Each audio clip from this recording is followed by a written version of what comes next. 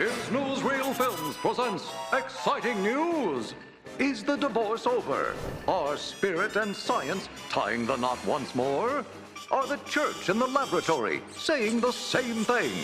Out of the misty ages of antiquity, the quest for the divine and the quest for knowledge about the universe marched hand in hand. Ancient Sumer, there was a god of astronomy, a god of horticulture, a god of irrigation, and the temple priests were the scribes and technologists investigating these fields of knowledge. Ancient Greece, philosophers asking the questions of why are we here, developed the theory of the atom, celestial movements, and human ethics. Medieval Europe, the Western Church arose to a position of supreme power, kingmaker, landowner, and purveyor of the truth. The Church took it upon themselves to be the one knower of everything. The dogma was law. Yet science had moved forward and now challenged the dogma that the Earth was the center of the universe. Copernicus, Bruno, and Galileo all felt the heavy hand of the Church. The tragedy. Unable to suppress science anymore, the Church and science divided up knowledge and human endeavor. Descartes invented dualism. The Church had the unseen, science the seen, and materialism was born. An uneasy truce. Scientists were no longer being bound, and they reacted with a vengeance. All the unseen is fantasy, delusion. We are strictly little machines running in a predictable machine universe governed by strict immutable laws. The Church pushed back. Soulless scientists were condemned to hell. Darwin countered. The Creator is nothing, nowhere. We are random mutations, simply a carrier of TNA's relentless quest for more in a meaningless universe. And meanwhile, both science and religion were hitting the wall. If everything was mechanistic and God was the holy creator, then what were we humans supposed to do? Science dug ever deeper into a dead universe and stumbled upon and unlocked a mystery. In tiny corners of space and time, scientists found unfathomable energy and mind-numbing mysteries. Mysteries that suggest we are all connected, that the physical universe is essentially non-physical. Time and space are just constructs of this non-materialness. And today, renegade scientists are meeting with religious leaders. Conferences pushing forward a meeting of science and spirit are springing up. As the 20th century blew open the doors of a mechanistic view, will the 21st century blow down the iron wall between the church and laboratory? This is your Is Newsreel reporter, signing off.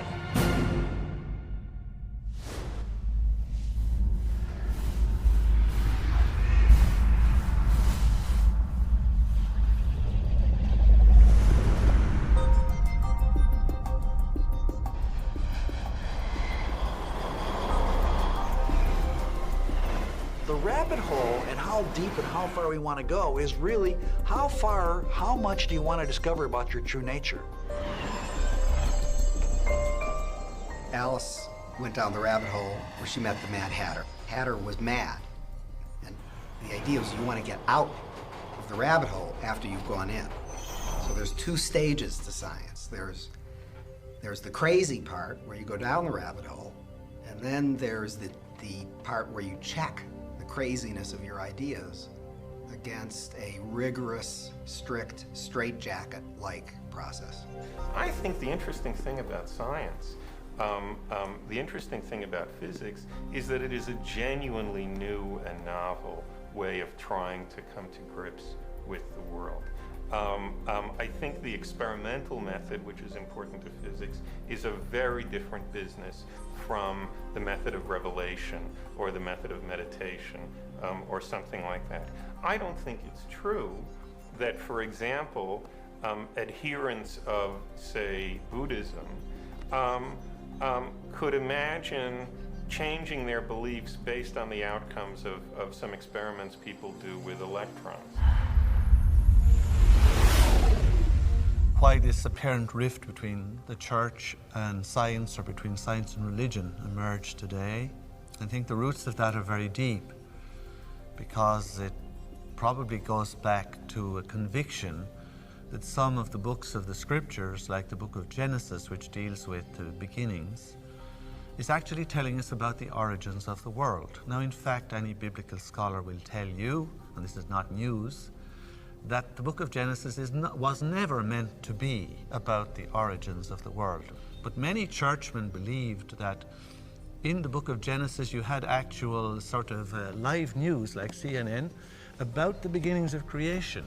And therefore you had many people down through the ages, like the famous Archbishop James Ussher in Ireland in 1650, who calculated all the ages of the patriarchs back along and worked out to his own satisfaction that the creation of the world occurred in the year 4004 BC on the 17th of September at 9 o'clock in the morning. I think that there must be a scientific explanation for spirituality. I don't think there's been a good one until recently. To me, the only one that makes sense is that proto-consciousness, Platonic values, goodness, truth, exist at this fundamental level of space-time geometry, which can influence our actions if we're open to them, and interconnects us to all other beings, to the universe at large.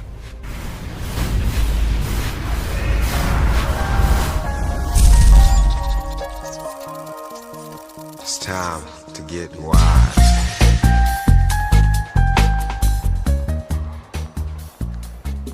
Science creates the stories that we live by. And science has told us a very bleak story. It's told us that we're some sort of genetic mistake, that we have genes that use us basically to move on to the next generation, and that we randomly mutate.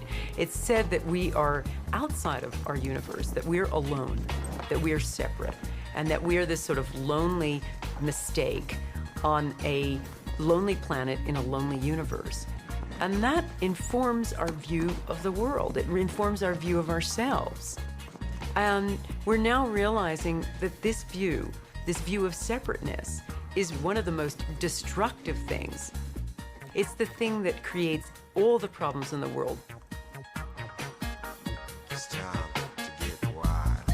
And we're now realizing that that paradigm is wrong, that we aren't separate, we are all one. We're all together. At the very nethermost element of our being, we are connected. And so we're trying to understand and absorb what are the implications of that. What does this really mean to me in my life? We need a new spiritual milieu. We need a new spiritual way of understanding the nature of what it is to be a human being.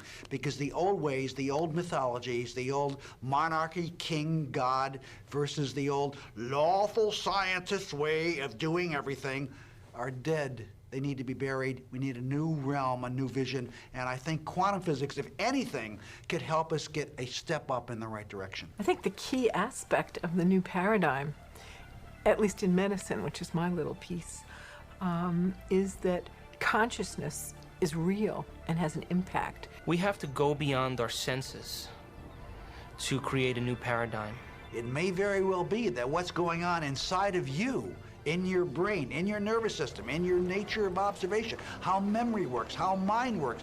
It may very well be that what is happening there is some kind of observer-matter interrelationship, which is indeed making things real for you, affecting how you perceive reality. It's not changing the reality out there. You know, you're not changing big chairs and big trucks and bulldozers and rockets taking off. You're not changing those, no. But you're changing how you perceive things and maybe how you think about the things, how you feel about things, how you sense the world. The infinite information that the brain is processing every single second tells us that there's more to the world than we're perceiving.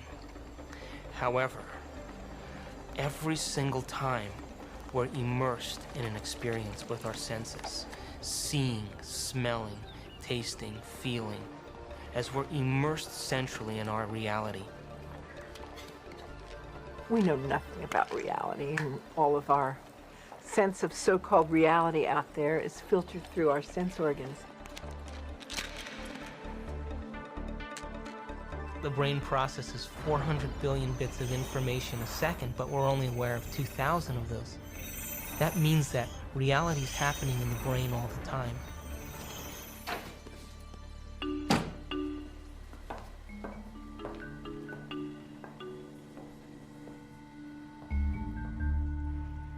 You should try it.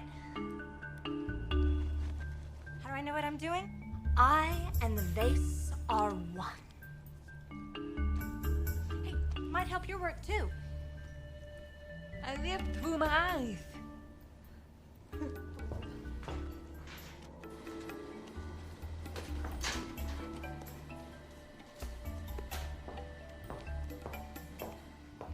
Acting in reality.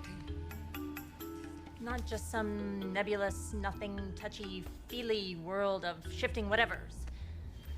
If it's real, I want to see it. The eyes are, in some senses, a camcorder because they are taking that information and they're storing it, but you're not really able to get it to mean anything until you actually put it all together. So in some senses, it requires the editor's table to really put the whole thing together, to put the movie together of what your life and your world is actually about. If I get out of bed in the morning, okay, and I suddenly decide to take very seriously the claim, which is surely a true claim, that I don't know for sure if my eyes are working correctly, okay? So that for all I know, even though it looks like there's a stable floor by the side of my bed, there might be a cliff or something like that, okay? If I am unable to order those possibilities in terms of probabilities that I assign to them, then I'm not going to get out of bed. It seems to me I'm paralyzed in the most literal sense of the word. Okay, I'm not, I'm going to have no idea how to literally take the next step. It's definitely the case that we know that my eyes might in principle be deceiving me at any moment. We've had experience of people before subject to hallucinations, and even if we didn't, we don't know how to prove as a fundamental matter that our eyes never deceive us. That's absolutely right.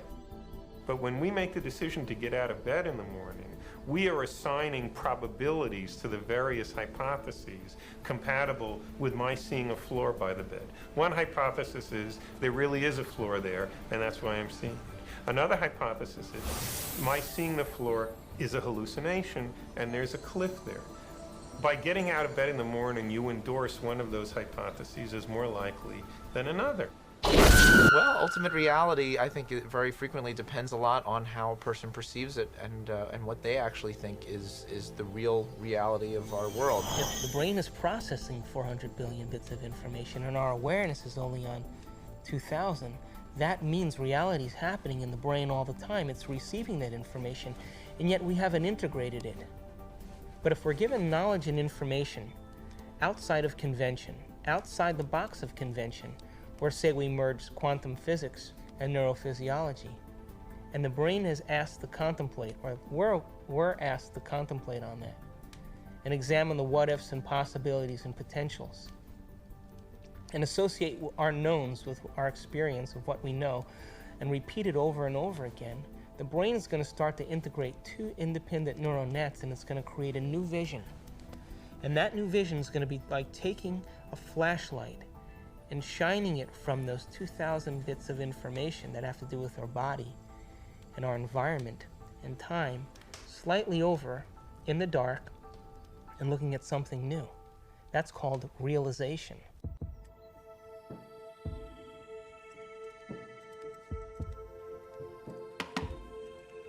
You okay?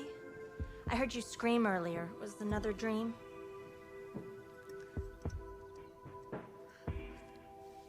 You were an Indian, watching Columbus's ship materialize out of thin air. Wow. And this medicine man kept hitting you. Cool. Hey, maybe it was a past life, or a parallel reality, or a future life. Get weird. Or maybe that dream was trying to tell you the truth. I guess it just depends on what you think is real. Maybe you should try different anxiety pills. My pills are fine, okay? Thank you. Well, I have to go get dressed. I hope you feel better, Amanda.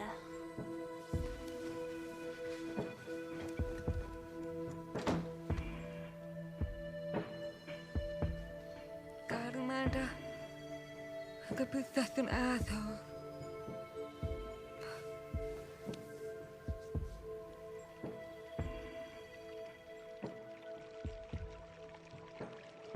People ask me, why does quantum mechanics matter, given that it's little tiny stuff and who cares? There are three possible answers. From a practical point of view, it doesn't make any difference at all. I mean, you still have to go to work and drive your car and do all the rest of it.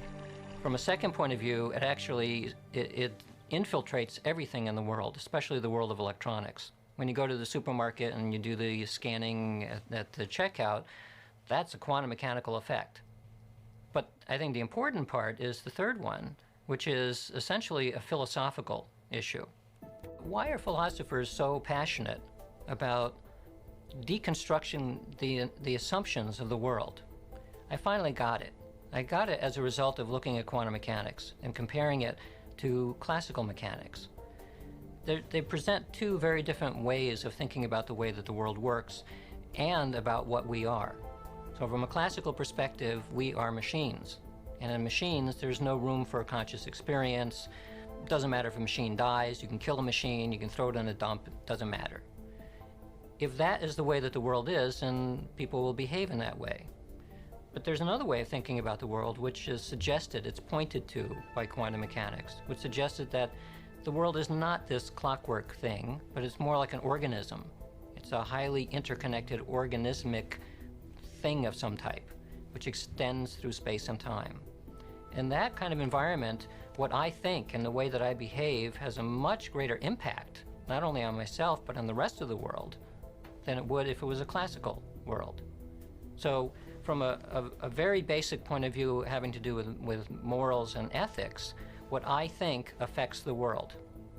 That's, I mean, in a sense, that's really the key for why a worldview change is important. Let's talk about the subatomic world, and then we'll talk about what it's telling us about reality. The first thing I want to tell you about the subatomic world is it's totally a fantasy created by mad physicists trying to figure out what the heck is going on when they do these little experiments. By little experiments, I mean big energy in little spaces and little pieces of time. It gets pretty nutty at that realm of things, and so subatomic physics was invented to try to figure that all out. We need a new science down there. It's called quantum physics, and it is subject to a whole range of debatable hypotheses, thoughts, feelings, intuitions as to what the heck is really going on. So on the one hand, you had a theory which from the conceptual standpoint was profoundly puzzling, and on the other hand, from the practical standpoint, was vastly more successful than anything we had ever seen before. This is the kind of situation that produces the tension that all of the investigations of foundations of quantum mechanics are feeding off of since then. Because on the one hand, this is an acutely paradoxical, puzzling, conceptually confusing theory. On the other hand, we have no option along the lines of throwing it out or neglecting it, because it is the most powerful, proven tool for predicting the behaviors of physical systems that we have ever had in our hands. The universe is very strange. There seem to be two sets of laws that govern the universe. In our everyday classical world, meaning at roughly our size and time scales, things are described by Newton's laws of motion, set down hundreds and hundreds of years ago. And they work very well for billiard balls and cannonballs and gravity. However, when we get down to a small scale, when we get down to, say, the level of atoms, a different set of laws take over. These are the quantum laws, quantum theory, quantum mechanics.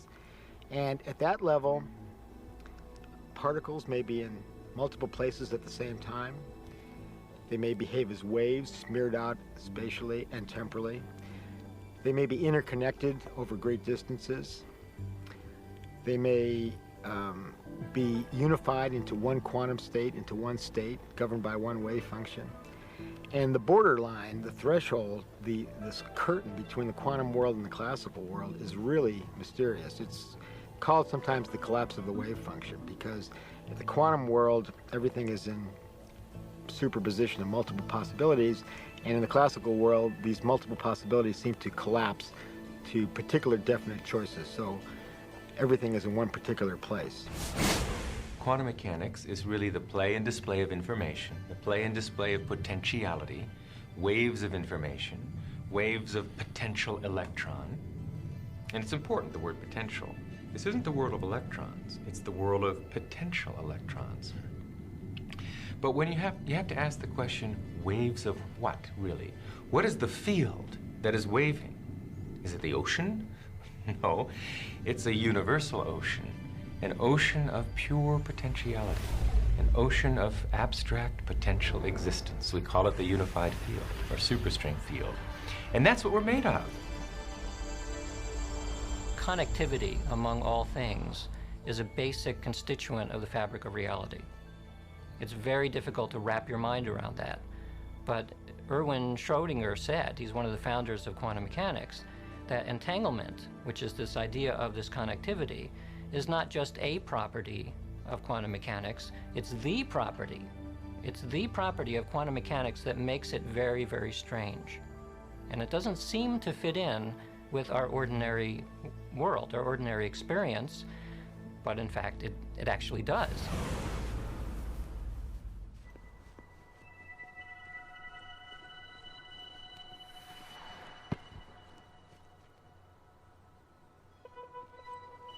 You want to shoot some hoops?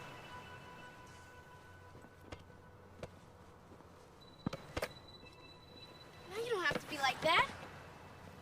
Come on and play. Look, he likes you. Don't you have time for a little one-on-one? How long has it been since you played?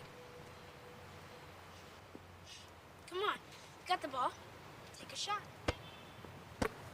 No, my lady, not from there. It's out of bounds. Gotta be on the court to be in play.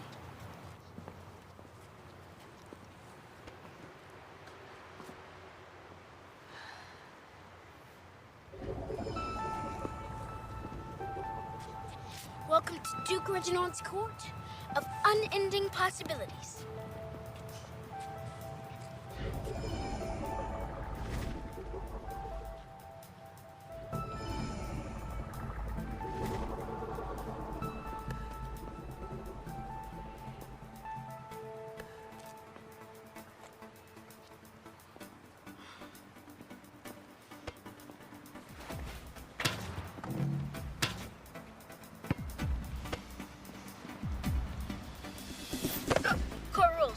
Gotta sink the last one.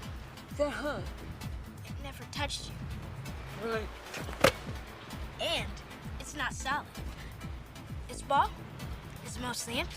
We were all taught in school that the world is made of stuff, of matter, of mass, of atoms.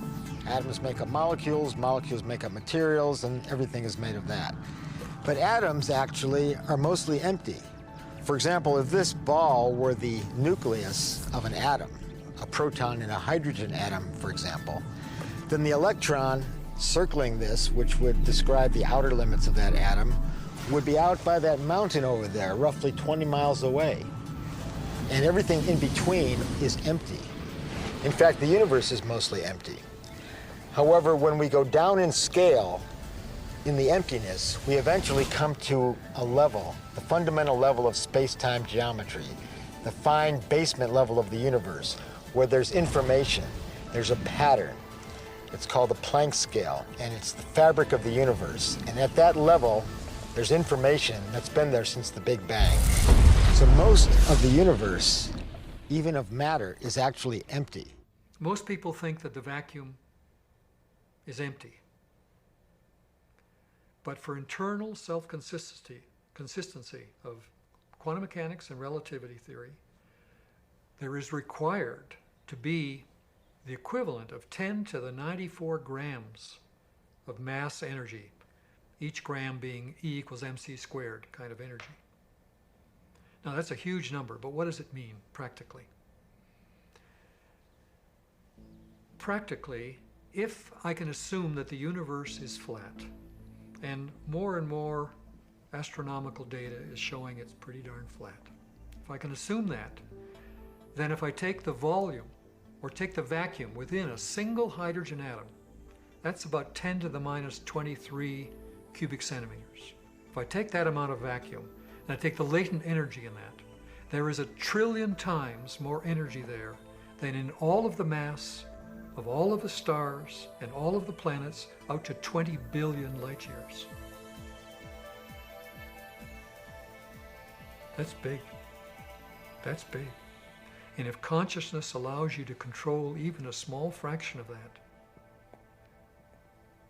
creating a Big Bang is no problem.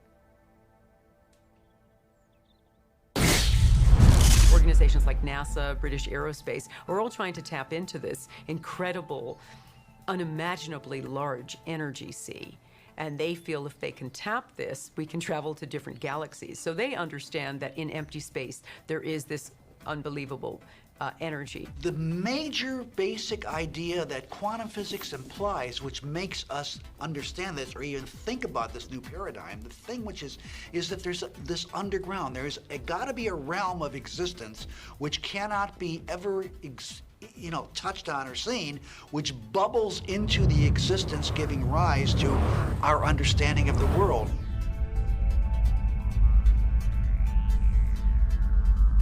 The tighter physics have tried to grasp onto physical reality, to understand what it's really made of. What are the core building blocks of life? At the basis of it all, life, the universe, slips through your fingers. And you come up with something that's increasingly abstract to come to the realm of pure abstraction. And that's what the unified field is. It's pure abstract potential, pure abstract being, pure abstract self-aware consciousness, which rises in waves of vibration to give rise to the particles, the people, everything we see in the vast universe.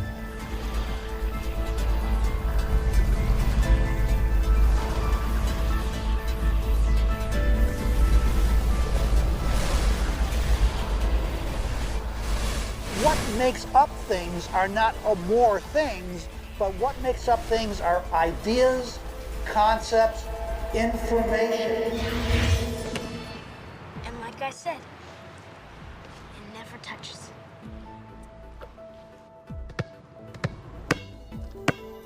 Another strange fact is that objects never really touch each other. When I dribble this ball, the atoms of the ball and the atoms of the ground never actually meet. So nobody touches nothing. Come on, put your stuff down. Nobody's gonna take it. Like I said, this is my court. It's no problem.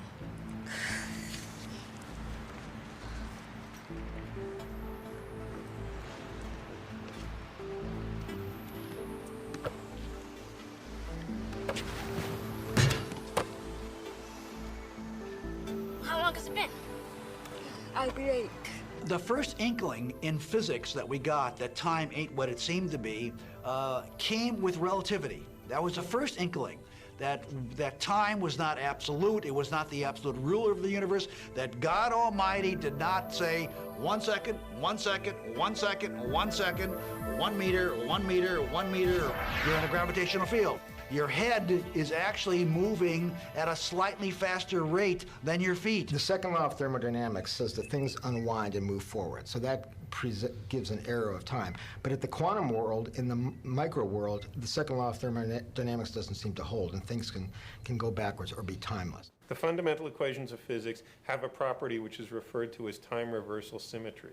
And what time reversal symmetry means is that a set of laws, which are time reversal symmetric, are laws that have the following feature. For any process that's in accord with those laws, the same process going backwards is exactly as much in accord with those laws, okay?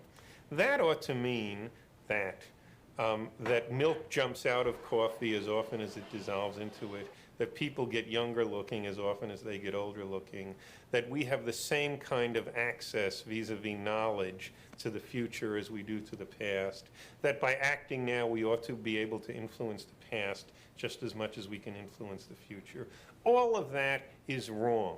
All of that comes into violent conflict with the way we psychologically experience the world. One of the most unpalatable ideas still in spite of the fact that quantum physics has been around a long time, is the possibility or the notion that the future can have a causative effect on the present.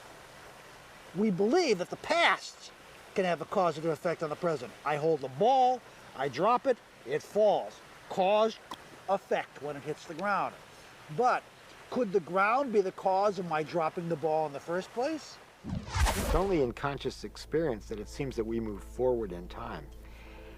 In quantum theory, you can also go backwards in time, and there's some suggestion that processes in the brain related to consciousness project backwards in time. For example, in the late 1970s, a neurophysiologist at University of California, San Francisco, named Ben Libet did some very famous experiments. What Libet did was to study patients who were having neurosurgery on their brains, with their brains exposed, while they were awake. They were given a local anesthetic to numb the area of the skull and scalp to access their brains. And they were awake, and Ben would talk to these people. So, for example, what he did was he would stimulate their little finger and look at the part of the sensory cortex on the opposite side that was related to that, record from it electrically, and ask the patient when he or she felt the stimulus on the little finger. And he would also stimulate at that particular area of cortex. Now, what you would think would be that if you stimulate the little finger, it takes a finite period of time to get to the opposite side of the cortex, so the patient would report it a fraction of a second later after the stimulus. And when you stimulate it directly, the patient would report it immediately. He found just the opposite. When he stimulated the little finger, the patient felt it immediately, and when he stimulated directly in the cortex, there was a delay. After sorting through all the data and repeating this over and over, Libet came to the conclusion that somehow the brain was projecting information backwards in time, so that it did take a finite amount of time to get to the sensory cortex, but the brain projected it backwards in time so that the conscious perception was that the stimulus was felt when the pinch actually occurred. There have been some studies which have shown that when people are beginning to move a hand or beginning to say something, that there's actually activity in the brain in certain nerve cells of the brain, even before they become consciously aware of what they're trying to do. I know it seems to me that I often do things and then decide a fraction of a second later what to do, but I've already done them. I agree. You can always go back in time.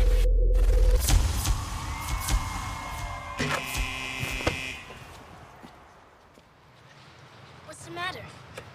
Remember, it's empty. How do you know this shit? I read Dr. Quantum comics. Everybody thinks it's just kid stuff, but I know it's real. That's how I do my magic on the court. So, what they taught us in school isn't really the way it is, and that our senses are playing tricks on us. You just gotta wonder, what is this reality that we find ourselves in? Quantum physics says it's all just waves of information. Do I believe that? I hope so. Yikes! That's how I do my magic on the court. Yeah, I always choose the Wonder Boy first. Well, Dr. Quantum says everybody's got it. Everybody's doing it constantly, each and every time you look.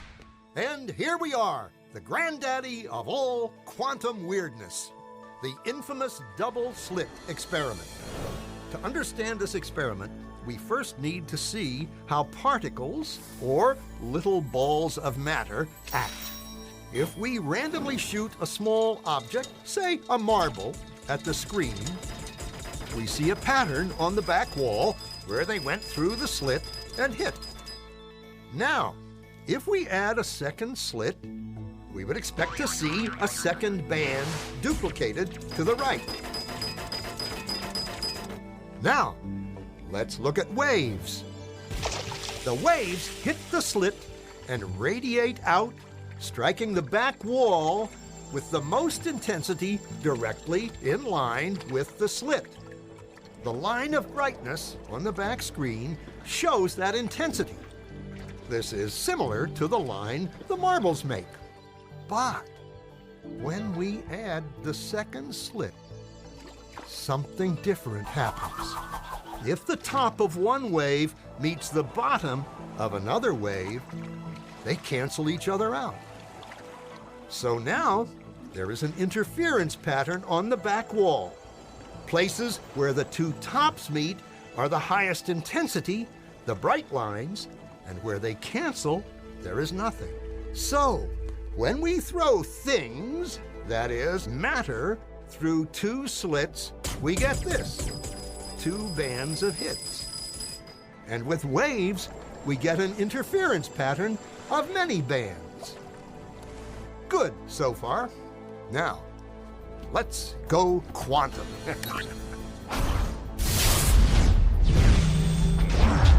An electron is a tiny, tiny bit of matter, like a tiny marble.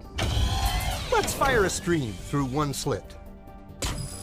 It behaves just like the marble, a single band. So, if we shoot these tiny bits through two slits, we should get, like the marbles, two bands. What? An interference pattern. We fired electrons, tiny bits of matter through. But we get a pattern like waves, not like little marbles. How? How could pieces of matter create an interference pattern like a wave? It doesn't make sense. But physicists are clever. They thought, maybe those little balls are bouncing off each other and creating that pattern. So, they decide to shoot electrons through one at a time. There is no way they could interfere with each other. But after an hour of this, the same interference pattern is seen to emerge. The conclusion is inescapable. The single electron leaves as a particle, becomes a wave of potentials, goes through both slits, and interferes with itself to hit the wall like a particle. But mathematically, it's even stranger. It goes through both slits, and it goes through neither. And it goes through just one, and it goes through just the other. All of these possibilities are in superposition with each other.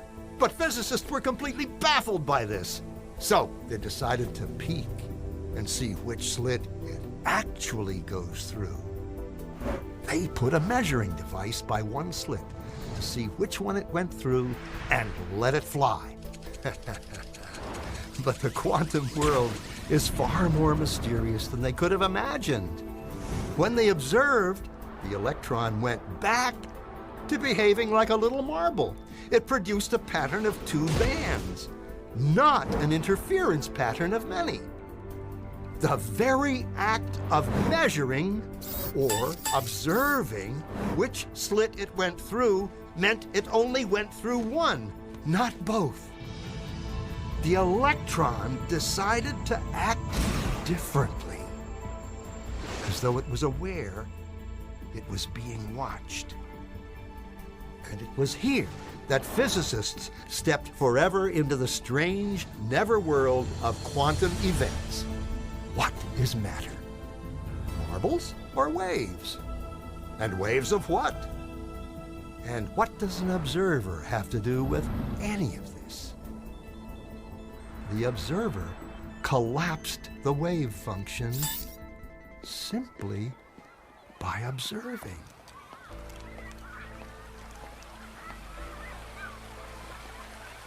We are always the observer. But sometimes we identify with the event so much so that we even lose the aspect of the observer. That's why the materialist gets totally lost and thinks that we could do without the observer. The physics data tells us that, that an object itself is really a simplification for what we call out there. One is particularly when we're looking at atomic and subatomic particles or atomic and subatomic matter in any form. What we find is how we go to look at it, what we choose to examine it with, actually changes the properties of what we observe to be out there. Is this the observer, and which is so intricate to understanding the wacky, weird world of quantum particles and how they react? Is this, then, the observer? And even though we cannot have a quantum field without the observation of scientists who have gone there, who have uncovered it, layer after layer after layer, they're all observers. But not one of them agree conclusively on all points in the field because they are perceiving the field mathematically from different angles of perception. We don't know in quantum mechanics how to hook ourselves as observers up with the world. We don't know how to treat ourselves as observers as just another part of the physical system that we're describing. The only way we know how to do quantum mechanics as it's traditionally formulated is to keep the observer outside of the system you're describing. The minute you put him in, you get all these paradoxes. And we're forced to say things in quantum mechanics like, look, the book is doing what it's doing because of quantum mechanics, and I see that because I'm there and I see it, and you better not try to analyze that second part of the sentence in terms of applying quantum mechanics to it because it's going to break down. That's why there are these two separate laws of the evolutions of physical systems. One that applies when you're not looking at them, the other that applies when you are. But that's crazy. There's no way that we're ever going to mathematize or put into mathematical formula this very act in which a conscious observer comes up with the answer. People say, oh, the measuring instruments, the recorder records it, and there it is, it's on the tape, it's recorded. You forgot one part of the equation. Somebody has to look at the tape. And until somebody looks at the tape, it ain't recorded at all. When you are not looking, there are waves of possibility. When you are looking, then there are particles of experience. A particle, which we think of as a solid thing, really exists in a so-called superposition, a spread out wave of possible locations. And it's in all of those at once. The instant you check on it, it snaps into just one of those possible positions. It's easy to generate situations where the equations of motion will predict that, say, the wave function, the psi of a certain basketball, is uniformly distributed all over the basketball court. We don't have any idea what a state like that would look like. According to the law of quantum mechanics, that's supposed to be a state in which it fails to make any sense even to ask the question, where is the basketball? That is, according to the law of quantum mechanics, asking the question, where is a basketball whose psi is uniformly distributed over a whole basketball court, is the logical equivalent of asking about, say, the marital status of the number 5. Okay? It's not that you don't know the answer, you don't happen to know whether the number 5 is married or a bachelor. It's that the question somehow is radically inappropriate in the first place. The number 5 doesn't have a marital status, there's nothing there to ask about, and similarly, a basketball whose wave function was uniformly distributed over the entire basketball court would not have a position that could even coherently be asked about. Now, the crux of the measurement problem is precisely that. Although the Schrödinger equation predicts under certain circumstances which we basically know how to reproduce in the laboratory, that basketballs should go into states like that. States where there fails to be any intelligible fact, any sensible question even about where they are. And yet, when we go look at the basketball court in situations like that, we invariably see either a basketball over here or a basketball over there or a basketball over there.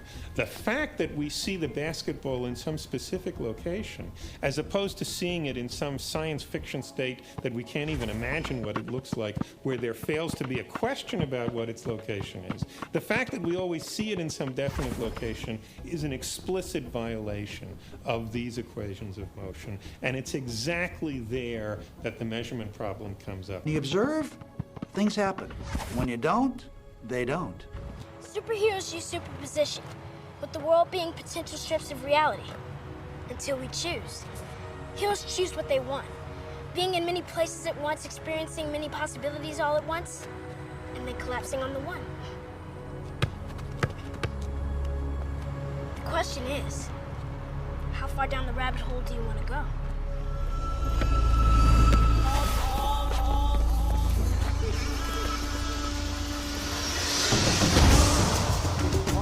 Your own mind is creating multiple possibilities in your subconscious.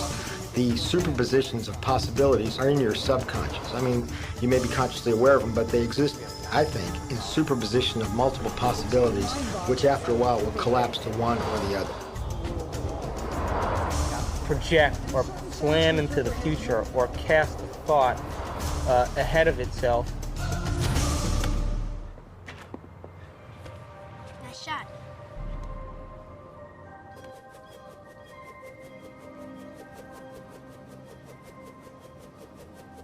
But the great-great-granddaddy of wacky quantum weirdness is entanglement. If time reversal symmetry destroys the notion of time, then entanglement crushes our experience of space. Two objects, two electrons created together, are entangled. Send one to the other side of the universe. Now, do something to one, and the other responds instantly. Instantly. So, either information is traveling infinitely fast, or, in reality, they are still connected. They are entangled. And since everything was entangled at the moment of the Big Bang, that means everything is still touching. Space is just the construct that gives the illusion that there are separate objects. Are we far enough down the rabbit hole yet? You now can see in numerous labs around the United States objects that are large enough to be seen by the naked eye, and they are in two places simultaneously. And you can actually take a photograph of that. Now, I suppose if you showed a photograph, they'd say, oh, great, here's this nice blob of colored light, and I see there's a bit of it over here and another bit of it. So you got a picture of two dots. What's the big deal? Superposition is pre-detection. What I was speaking about in the film is post-detection. Now, under normal circumstances, a single object, once it has been detected, is in just one position. However, there are states of matter that have been created now in which objects can be in multiple positions simultaneously, not just two, but actually as many as 3,000 positions. The first of these objects were called Bose-Einstein condensates. And they are single wave functions, meaning they are single particles. But even though they're a single wave function, the wave function has multiple positions. And if you say, well, look right in the chamber. You can see it right there. Oh, I see two things there. And you say, no, that's not two things. That's one thing. It's the same thing in two places. Tricky point here is that it's still a single wave function. It's not 3,000 separate wave functions. It's one wave function. So it's one particle. I'm not sure that people's jaw would drop about it because I don't think people really believe it. And I don't mean that people say, oh, you're lying, or, oh, the scientists are confused. I think it is so mysterious that you can't even understand how amazing it is. One particle in 3,000 different locations. Now, if you were to weigh one of them, would it weigh 1/3,000th? Well, you can't weigh one of them. Why? Because it's one particle. It's one indivisible particle. But if it's in different locations, can't you put a scale under one? No, it's inseparable. It's not this is the tricky conceptual part that it's not 3,000 separate parts. Even though it looks that way. Right. You can look at it, and you can't actually see the one with 3,000, but you can look at the simpler ones, the ones that are 2 or 3 or 4, and you can see, as I say, if you go onto the web, you'll see photographs of these. You'll see these little dots floating in space, and these are the different parts of one object. They're not separable. It's not 4 different objects or 6 different objects. It's one wave function. It's one object. That's a real brain fart, isn't it? Because when you think about it, you just, well, wait a minute, no, they're like here, here, here, so it's obviously 1, 2, 3. No, you can't, and you can't pull one away from the others. If you try to pull one away from the others, the entire thing will just disappear. And then furthermore, you know, you've seen Star Trek and whatnot. Beam me up, Scotty. Beam me up, Scotty. So it all seems sort of, oh, well, you know, what does that really mean? But you've got to really stop and think about what that means, that it's the same object and it's in 2 places at once. And people tinker in the lab and they get angry about things and they have lunch and they go home and they lead their lives just as though nothing utterly astounding is happening, because of course that's how you have to go about it. And yet there is this completely amazing magic sitting right in front of your eyes.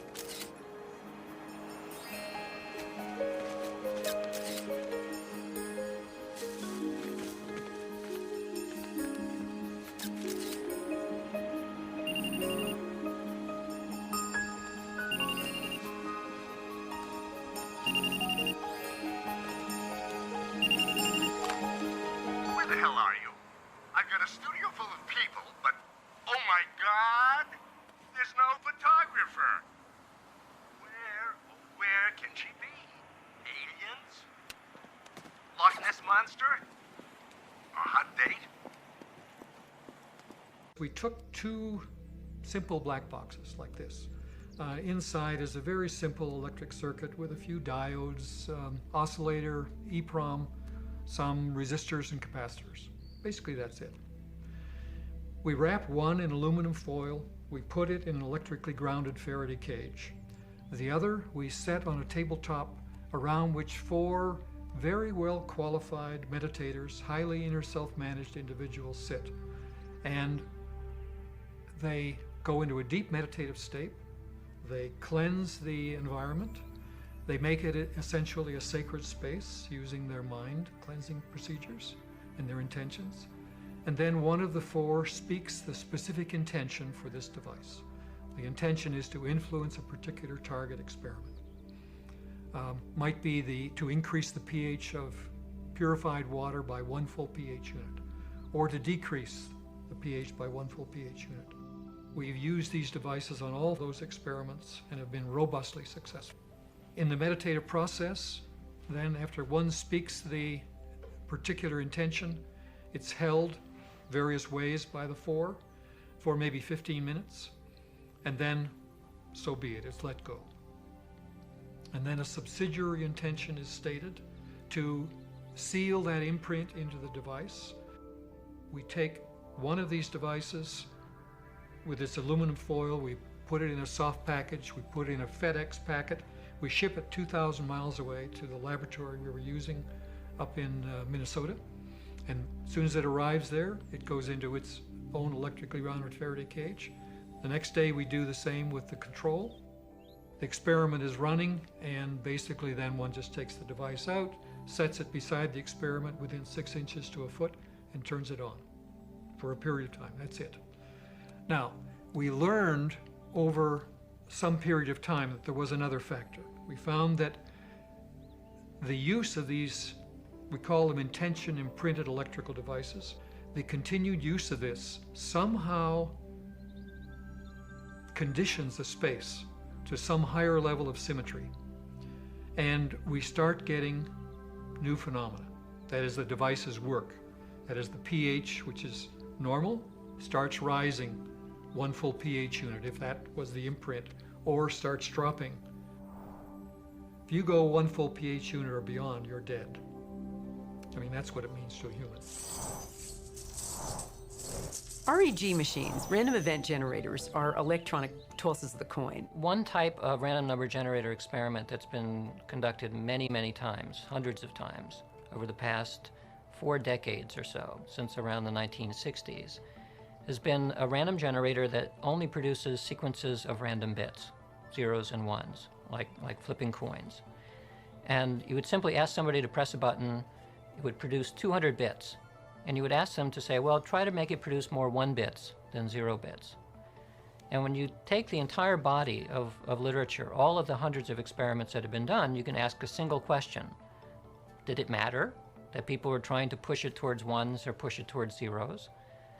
And the overall answer is yes, it does matter. That somehow intention is correlated with the operation, with the output of these random number generators, such that if you wish for more ones, somehow the generators produce more ones. So when they talk about in quantum physics being a completely arbitrary and random process, what they're not accounting for is the extraordinary effect of human thought, of human intention. When the O.J. Simpson trial was going on, lots of people were watching television because of the courtroom drama that was unfolding. And Radin intuited that there must be a lot of intention going on at the time when the courtroom drama is strong. So he hired a bunch of psychologists who kept track of the courtroom drama. At the same time, Radin was studying the behavior of random number generators. But then Radin found that whenever the intentions were strong in the courtroom, that's when the deviation of these random number generators from randomness becomes very high. This leads naturally to wonder, are people affecting the world of reality that they see? You betcha they are. Every single one of us affects the reality that we see, even if we try to hide from that and play victim. We all are doing it. Just tell me where you are. Okay, good. But hurry, will you please, because these models are giving me a headache. 10 minutes.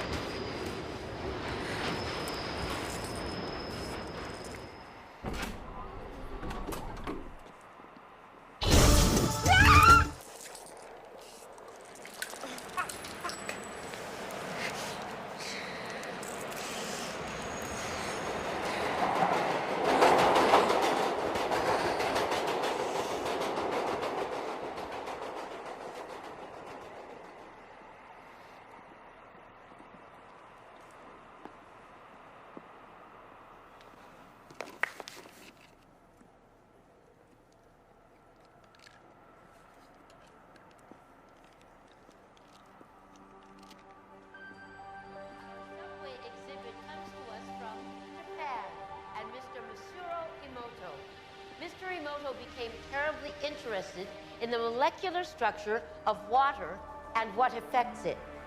Now, water is the most receptive of the 4 elements. Mr. Emoto thought perhaps it would respond to non-physical events. So he set up a series of studies, applied mental stimuli, and photographed it with a microscope. For one sample of water, we drop about 0.5 cc's onto each 50 petri dishes. Then we take those 50 petri dishes and freeze them in a freezer at minus 25 degrees Celsius for about 3 hours. We take those frozen samples into a refrigerator that is set at minus 5 degrees Celsius, where a microscope with a camera is set up. There we take photographs of each of the 50 water drops individually. We first take photographs of water that we did not put any information in. Then we take the water with information and do the same procedure just described. We take those before and after photographs and compare the differences.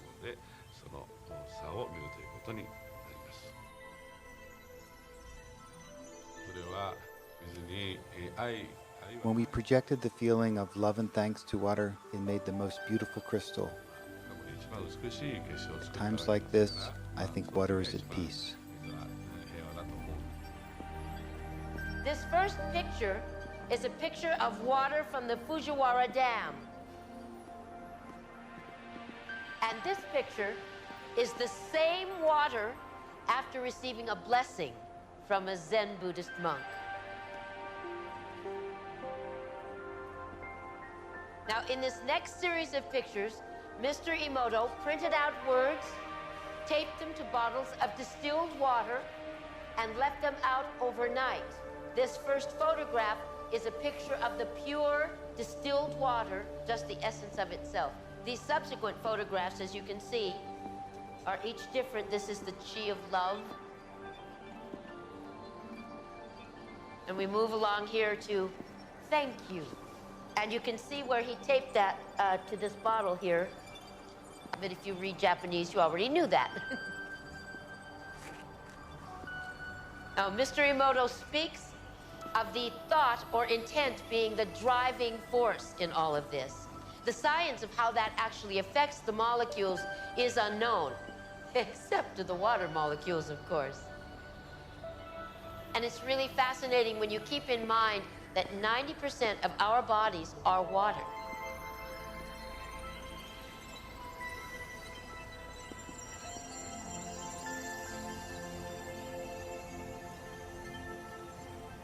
Makes you wonder, doesn't it? If thoughts can do that to water, imagine what our thoughts can do to us.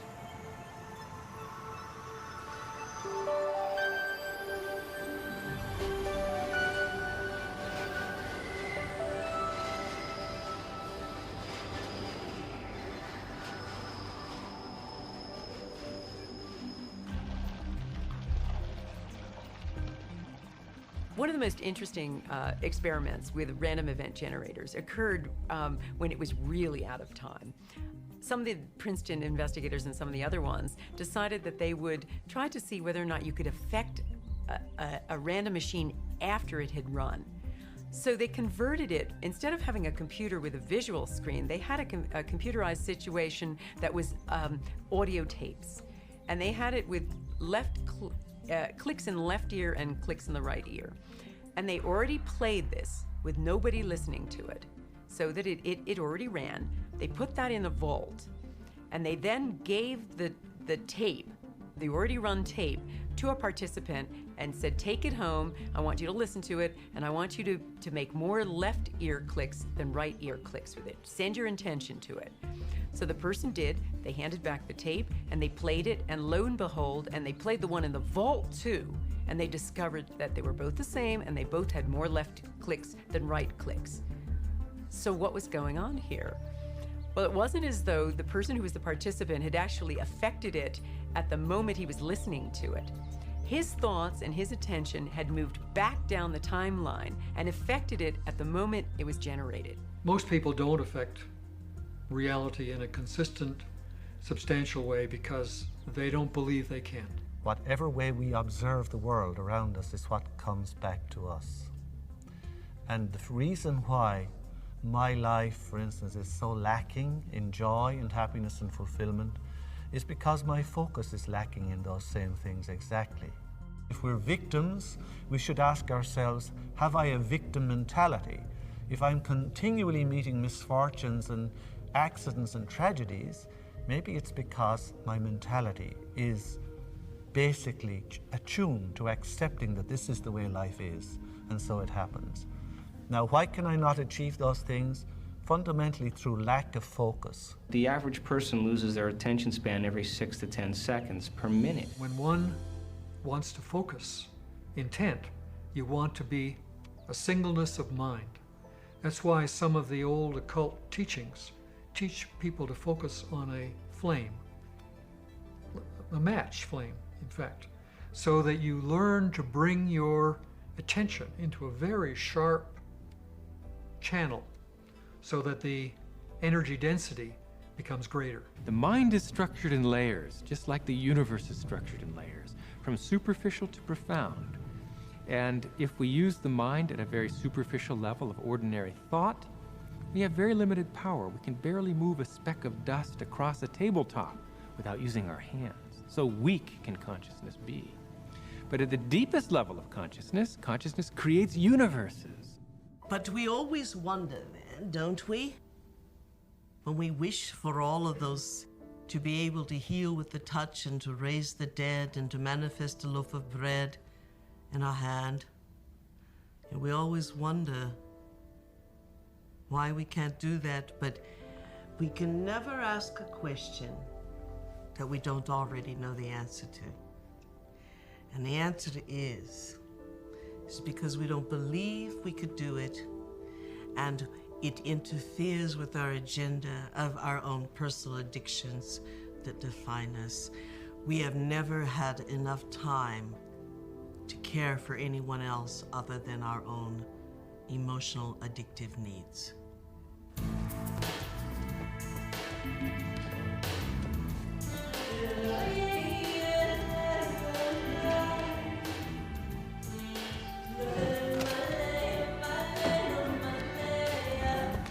Hey, how was the shoot? So.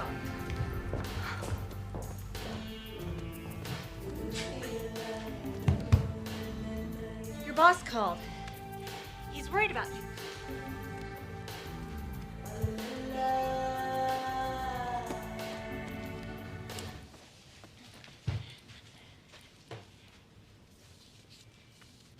Amanda, I want to thank you for letting me stay here. I know I'm a bit much sometimes and that it's been tough after Bob and all. And you've just been so wonderful. I mean, I make a mess and, well, I clean up afterwards, but it's not really your style. Sometimes I think you make me sane. Me? The day I make someone sane, they're in trouble.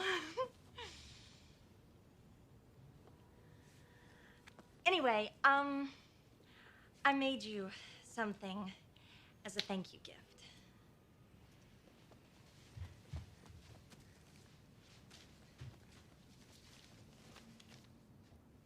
Open it.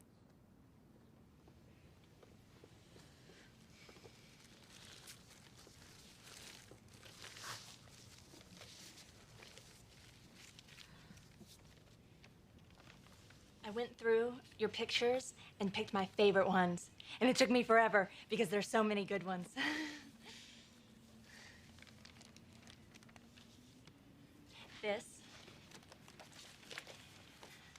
That's for all the wonderful photos you will be taking.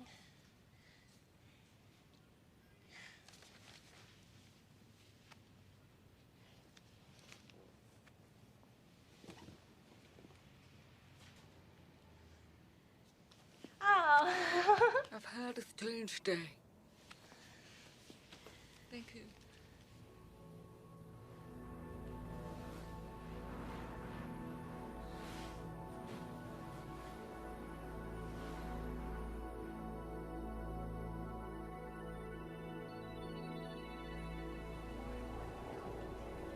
Why are we here? If thoughts can do that to water, imagine what our thoughts can do to us. What thoughts are made of? Is there a substance of thought?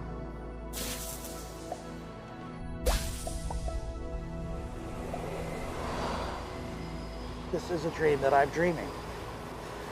Just as in a dream, you dream different characters can emerge and come out to you and talk to you and meet you and so forth. It's possible to go to another level of dreaming where you can become each of the characters that you dream. Go backward and forward in time. Time is relative. Goes backwards in time, moving forward in time to bring quantum information. Time reversal symmetry. Of course, we can go backward and forward in time. Occurred Are when it was all realities in the quantum field existing simultaneously? The actual event of experience. There literally are different worlds in which we live. There's the macroscopic world that we see. There's the world of our cells. There's the world of our atoms. There's the world of our nuclei. These are each totally different worlds. They have their own language. They have their own mathematics. They're not just smaller. Each is totally different, but they're complementary. Because I am my atoms, but I am also my cells. I'm also my macroscopic physiology. It's all true. They're just different levels of truth. The deepest level of truth uncovered by science and by philosophy is the fundamental truth of unity. At that deepest subnuclear level of our reality, you and I are literally one. This gradually led into some notions that there was an invisible connection between everything. Physicists give this a name. They call it entanglement. As Einstein put it, he didn't believe that quantum mechanics could be true because it required that there be spooky action at a distance. That was his term. And what he meant is that when we have our ordinary sense of the way that the fabric of reality is, it seems like these two places are absolutely in space, they're separate, and never the twain shall meet. But in fact, it's not true. At some deeper level that we can't see with our eyes very clearly, two places in space are the same. They are co-located, coexisting. So if we imagine that common sense, the way common sense literally meaning that your senses tell you about the world, if that's the way the world is actually constructed, then things like psychic and mystical experience don't make any sense at all. Because the whole point about psychic and mystical experience that makes them strange is the sense that there's some kind of connection between what's going on inside your head and things elsewhere in space and in time. So what this view of quantum mechanics provides is a way of framing what these strange experiences are like. And it reframes it from somehow magically information is getting inside my head from signals or forces or something into a different view, which is that in a sense your head, yes, is here, but it's also spread out through space and time. And so when I'm able to get a telepathic impression from somebody at a distance, it's not because I somehow jumped out there and got it, but because at some deep level, my head and the other person's head are co-located. We become entitled all the time when we communicate telepathically. Those experiences are so striking. I literally can read your thoughts if I become entangled with you.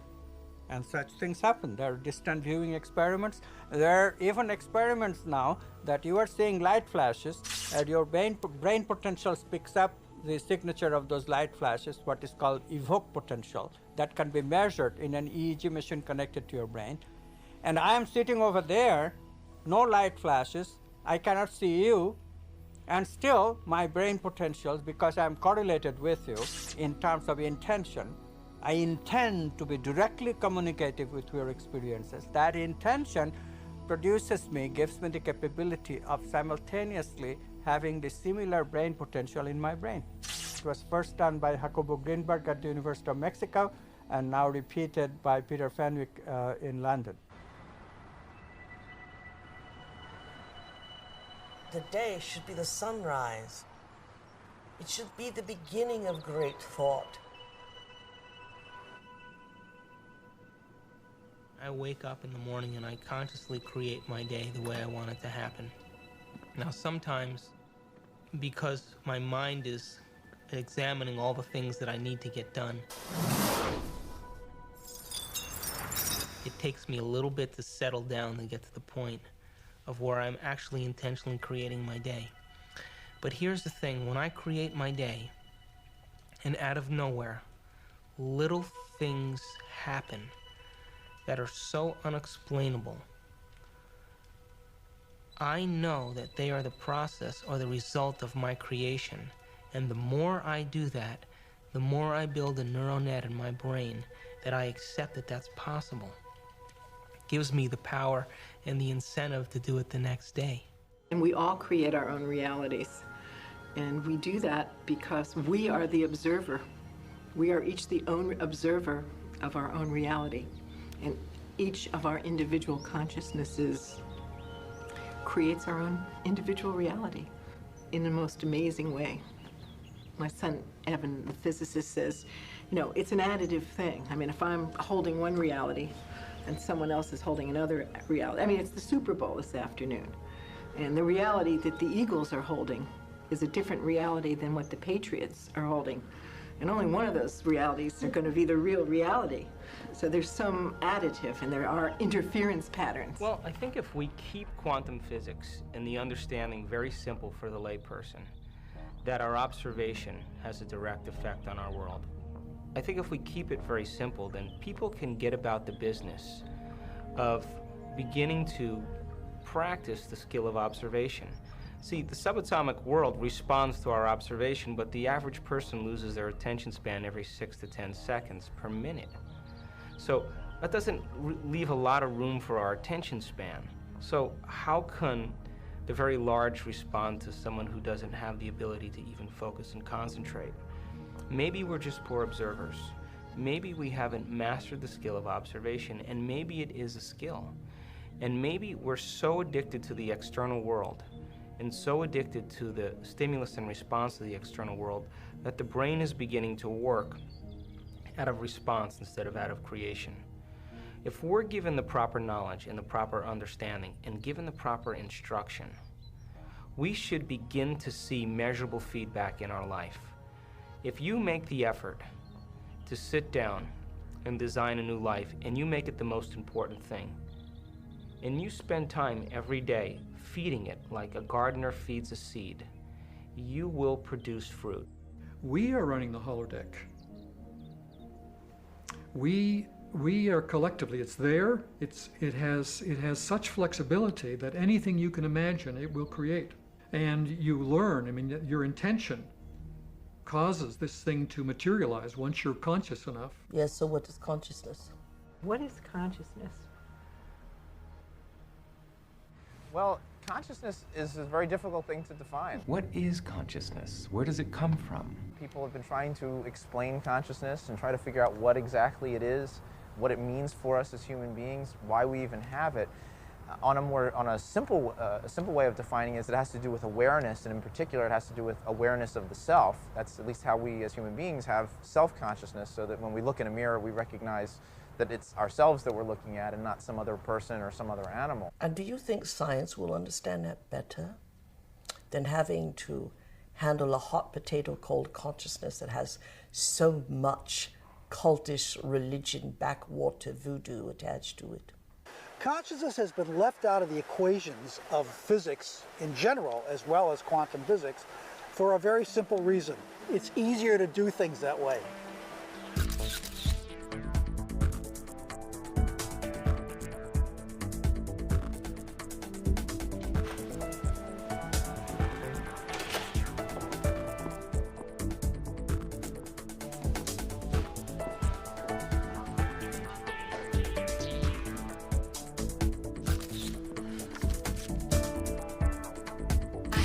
Wedding.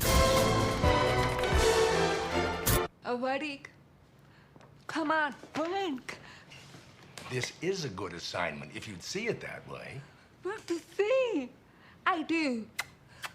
They did. Oh, God, Amanda. I mean, you live in your past. I mean, everything with you is about what happened. You hate churches, you hate weddings, you hate guys. Consciousness, we have great trouble defining it. To me, consciousness is a byproduct of spirit entering dense matter. But we have a long, long way to grow before we get to the stage where it is meaningful for us to ask the question, will we know God? Most people think of God as that great figure in the sky with the white beard who's scrutinizing the human race from above. They see us here on earth as in some form of neutral testing ground, where we're placed by God for a period, and God watches from above, registering the scores on his laptop as to whether we perform according to his designs or whether we're offending him, as it's put. An absolutely outrageous idea. How could we offend God, the type of God that people believe in? How could it matter so much to him? How could it, above all, matter that he would find it so serious a situation that he could condemn us to an eternity of suffering? These are bizarre ideas, but obviously they have a great hold on the fears and the limitations and the insecurities of people, which is why religion can play so effectively, whether deliberately or otherwise, on those insecurities. People fall into line very readily when they're threatened by these cosmic sentences of everlasting punishment. How in the Ten Commandments could we have possibly created a mind that could transcend space and time?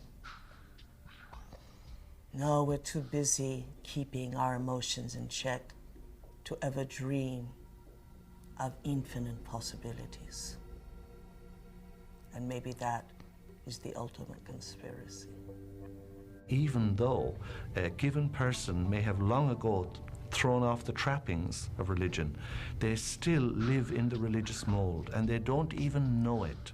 But their whole conception of how reality works is all something that has been molded by religion. So until you get that out of your system, you can't ever make go of an evolutionary perspective. One of the problems with organized religions is that there is this sense of separateness, that it's only good to be a Protestant, or that people who are Catholics are the only people who know the way. And I think now our current understanding of quantum physics is this understanding of complete unity, and so that we have to derive our spirituality from a sense of unity. This is the basic journey of spirituality. When we ask the question, why am I feeling separate all the time? Speaking of God always conjures up the idea of the old guy with the white beard in the cloud, judging, observing, punishing, rewarding, or giving commands. Once you're on that track, you're totally off the path of spiritual evolution and development.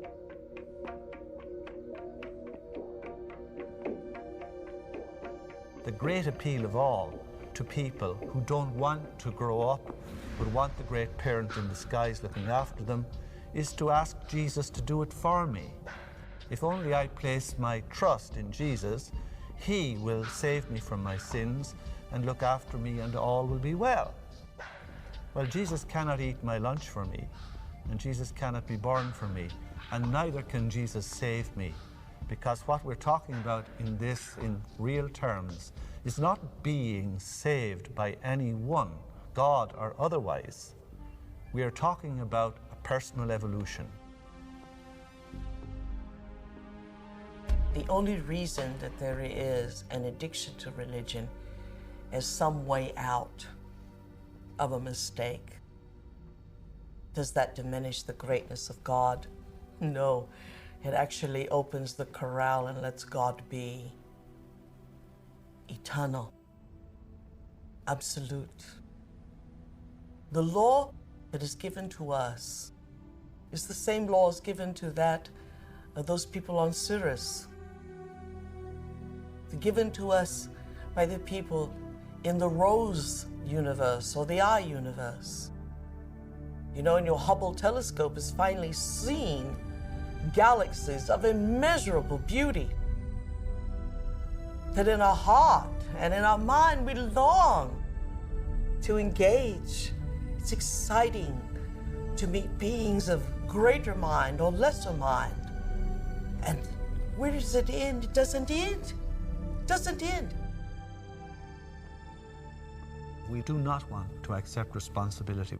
We do not want to accept our greatness. So it's very easy for any system of thought, religious or otherwise, that comes along, it's very easy to play on that, to play on our insecurities, to assure us all is well, we'll all be taken care of. We lap that up. So don't blame religion. Blame our own insecurities, which has allowed religion to flourish, and which has allowed so many systems of thought that are disempowering to flourish throughout human history. That's why we can't get out of it.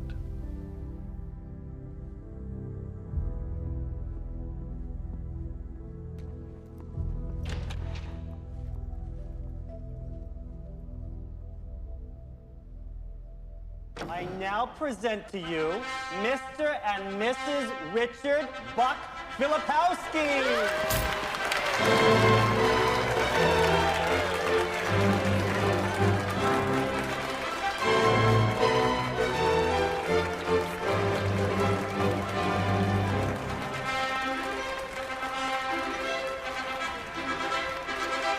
Experiencing something in the present day that is a trigger to something that is very emotionally charged for us. So now we have become even more disconnected from the reality of what actually is.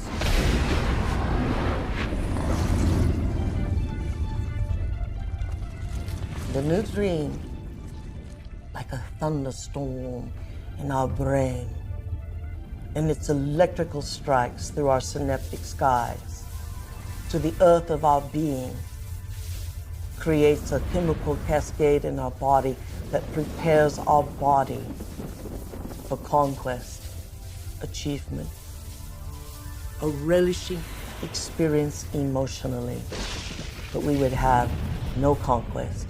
Indeed, we would have no relishment if we had not first had that hologram and those chemicals that made us, or rather changed us, from being fearful entities into fearless entities after a dream.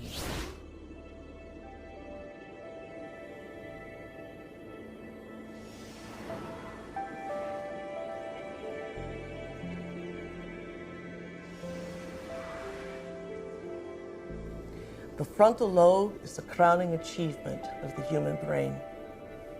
Frontal lobe. This frontal lobe allows us a distinguishedness to change our minds.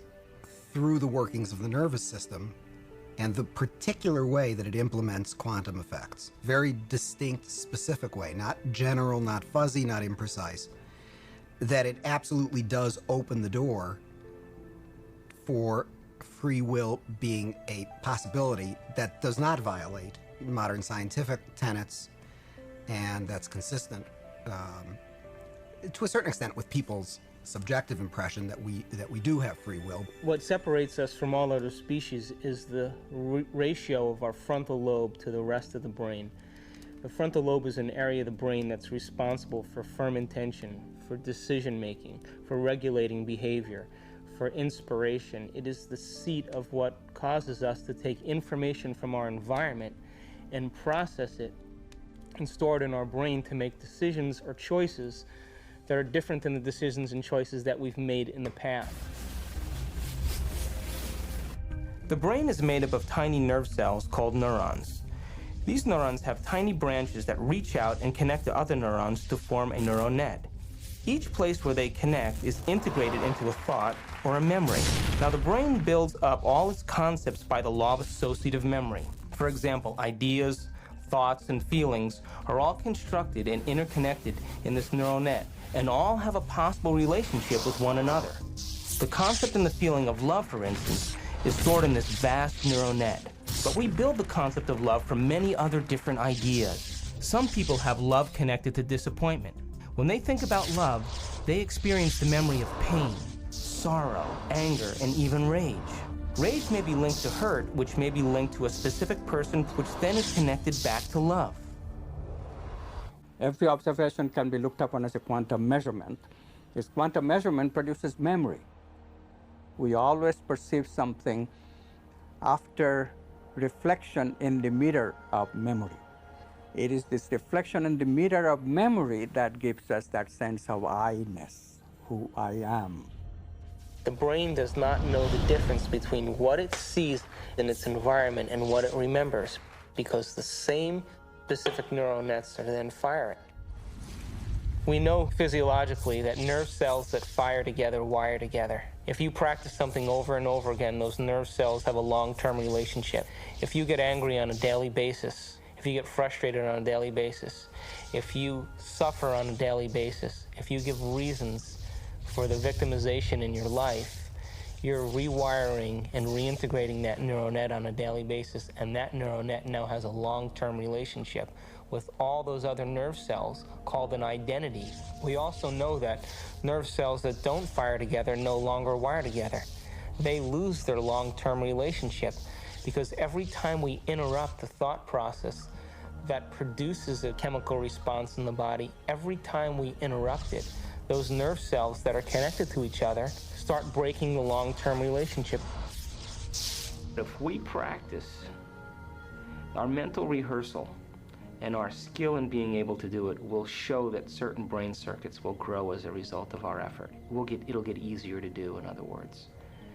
If we accept that idea, then it will allow us to go back the next day and do it with more certainty and with more acceptance.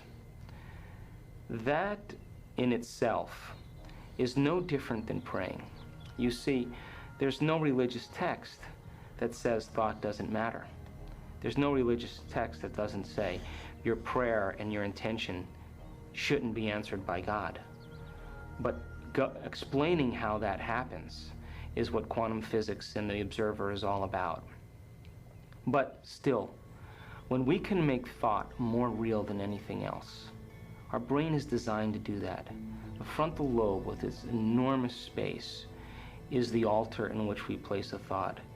And it gives us the permission to hold a thought for an extended period of time, and it lowers the volume to the external stimuli. We lose track of time and space. That's the moment we're stepping into the quantum field. That's the moment that now we're making thought more real than anything else. We are physically, chemically, emotional human beings. That's not a bad thing. It only becomes a limitation when we keep accessing those same emotions and those same attitudes on a daily basis and go nowhere in terms of our change or evolution in our life. How can we say that we have lived fully every day? By simply experiencing the same emotions that we're addicted to every day. What we're actually saying is, I have to reconfirm who I am, and my personality is, I have to do this, I have to go here, I have to be that. A master is quite a different cat. It is one that sees the day as an opportunity in time to create avenues of reality and emotions that are unborn, of realities that are unborn, that the day becomes a fertilization of infinite tomorrows. There's a part of the brain called the hypothalamus. And the hypothalamus is like a little mini factory, and it is a place that assembles certain chemicals that matches certain emotions that we experience. Those particular chemicals are called peptides. They're small chain amino acid sequences. The body's basically a carbon unit that makes about 20 different amino acids all together to formulate its physical structure. In the hypothalamus, we take small chain proteins called peptides, and we assemble them into certain neuropeptides or neurohormones that match the emotional states that we experience on a daily basis. So there's chemicals for anger, and there's chemicals for sadness, and there's chemicals for victimization, there's chemicals for lust. There's a chemical that matches every emotional state that we experience. And the moment that we experience that emotional state in our body or in our brain, that hypothalamus will immediately assemble the peptide that then releases it through the pituitary into the bloodstream. The moment it makes it into the bloodstream, it finds its way to different centers or different parts of the body. Now, every single cell in the body has these receptors on the outside. And one cell can have thousands of receptors studying its surface, kind of opening up to the outside world. And when a peptide docks on a cell, it literally, like a key going into a lock, sits on the receptor surface and attaches to it and kind of moves the receptor, and kind of like a doorbell buzzing, sends a signal into the cell. It's party time!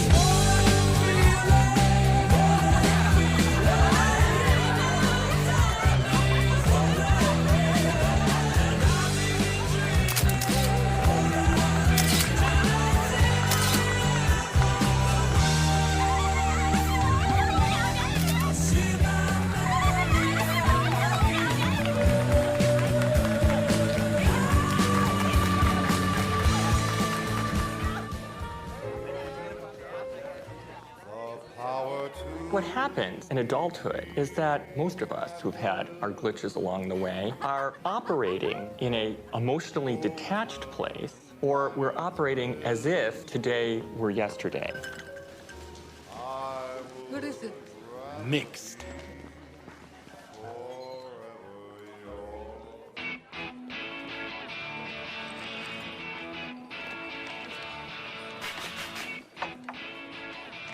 Change in itself means then that we have to abandon our old self.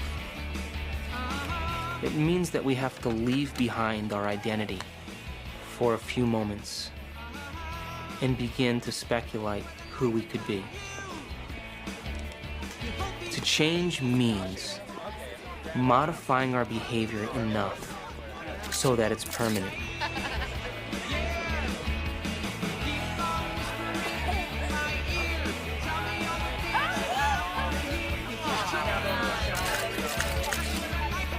Our experiences color what we know.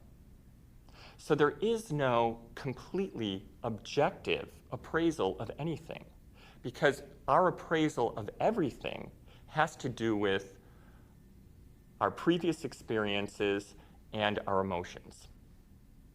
Everything has an emotional weighting to it. We've gone from emotions being these spiritual, immaterial things to things, they're not even things, to actual molecules with molecular weights and peptides with sequences and structures. Science knows now that the hypothalamus makes neuropeptides, and those neuropeptides are strong chemicals. Well, here's the story of the peptide in the cell.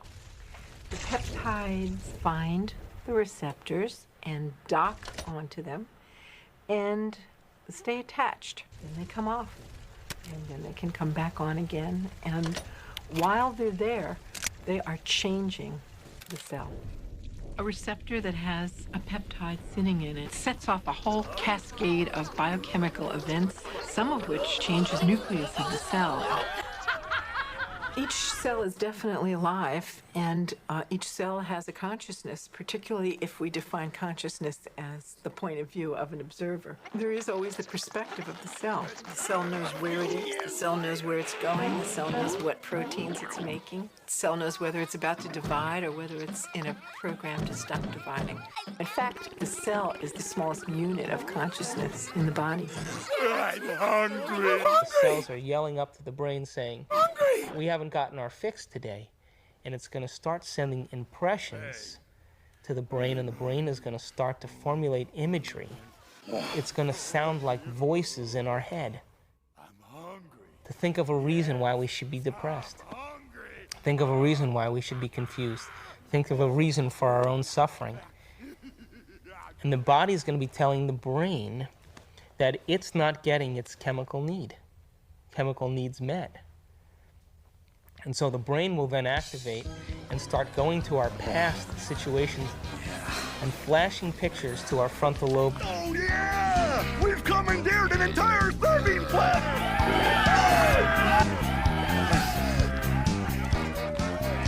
Yeah, keep it coming, keep it coming! Oh yeah! Well, my definition of an addiction is something really simple. Something that you can't stop. We bring to ourselves situations that will fulfill the biochemical craving of the cells of our body by creating situations that meet our chemical need. It always happens to me. Why? So my definition really means that if you can't control your emotional state, you must be addicted to it. Oh, it ruins everything. The people that we really love are people who are willing to share our emotional needs, our feelings, whatever they are. Whether they're sexual, whether they are victimized, poor me, poor you, whether they are power, you need somebody to control you so you feel like you're in control. No, ma'am, don't dip your half-eaten shrimp back into the cocktail sauce. Screw you and your health codes. I am the bride's sister. I'll stick my ass in the cocktail sauce if I damn well please. Come on. I want you to get out there and serve, make sure everybody has a full glass. Fun, fun, fun. Sweetums, you won't do anything about it. Me show you what women want!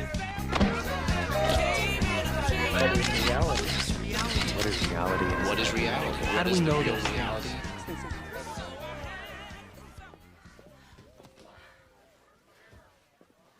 They have taken laboratory animals and they've hooked up electrodes in certain parts of their brain that produce those neuropeptides. And those neuropeptides are such strong chemicals that, given the fact that they train the laboratory animal to press a lever to get that chemical release, that neuropeptide release, it would choose the neuropeptide release more than hunger, more than sex, more than thirst, more than sleep. As a matter of fact, it went to the point of physical exhaustion and collapsed before it would take care of itself physically. And that's really what stress does to our body. We become so addicted to the stress in our lives that we can't quit our job, even though it doesn't serve us. We can't leave our relationship because it doesn't serve us. We can't make choices because the stimulus and the responses produce the chemistry that clouds our choices, and we're no different than the dog who lacks its ability to make choices because of its smaller frontal lobe. So how can anyone really say they're in love with a specific person, for example? They're only in love with the anticipation of the emotions they're addicted to. Because the same person could fall out of favor the next week by not complying.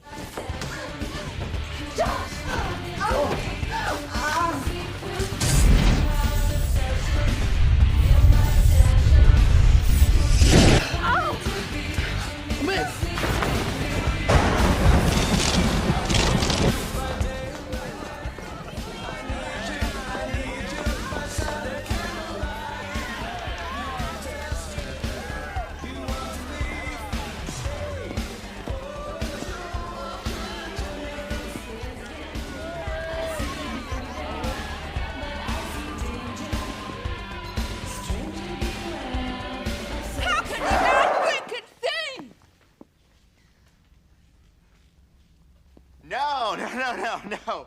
You got the punchline wrong. It's a photographer's joke. Go on about your music. Are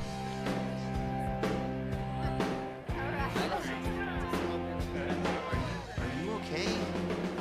Right, I thought that could have been some girl. When? Just now. I was with the groom. Hey, I can read lips.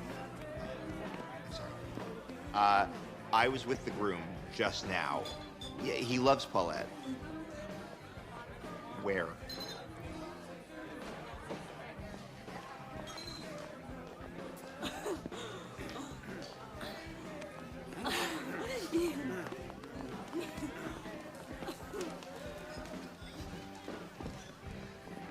Polacks, they all look the same in a tux. Everybody secretly is an adventurer. Everybody loves the adventure. It's just taking that first step. And once they have the moment of insight, that moment of insight carries frequency. It carries a message. The cells of the body are enlivened by possibility. They're enlivened by unknown potentials. They're enlivened by a future history or future opportunity that may be down the rabbit hole a little further. And if they allow themselves to experience the quandary and the mysticism and the possibility that when they emerge from the rabbit hole, they're a different person. And now they go back into their world. And because they've processed that information and left footprints in the mind and in the brain, their perception of the world will never be the same. How can we say that we have lived fully every day by simply experiencing the same emotions that we're addicted to every day? A master is quite a different cat. Another drink? It is one that sees the day is an opportunity in time to create avenues of reality and emotions that are unborn, that the day become infinite tomorrows. To the groom! To the groom.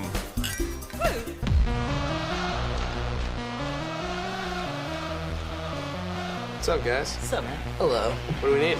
Some boxes. Put out! Yeah, baby!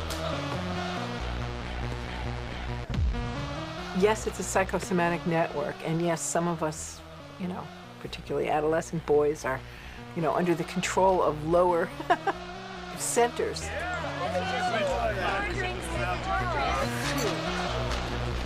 The eye isn't in control of the molecules of emotion. It's more, I don't want to say at the mercy of it, but these rapid eye movements that help us decide where to focus are mediated in the midbrain, and you can map opiate receptors there and receptors for many of the other peptides. So once again, the relevant search command that's going on is related to finding a certain emotional state.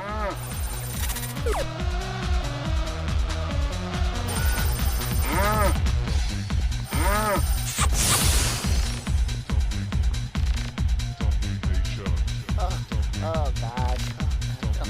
She wouldn't fall for me, no. Oh, mama! Woo! What the hell are you waiting for? Come on, you little pussies! Jeez, I can't believe you guys! What are you? Oh, come on, just get the hell out of the way! Hi there, honey! Come on, baby, you know you want it. Oh, don't give me that look.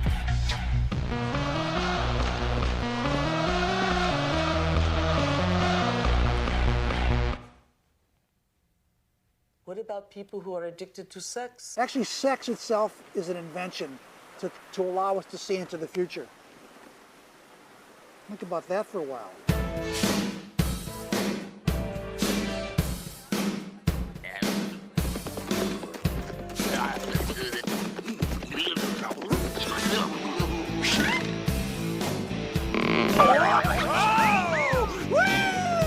Hello there, big boy. Is there a rocket in your pocket, or are you just happy to see me?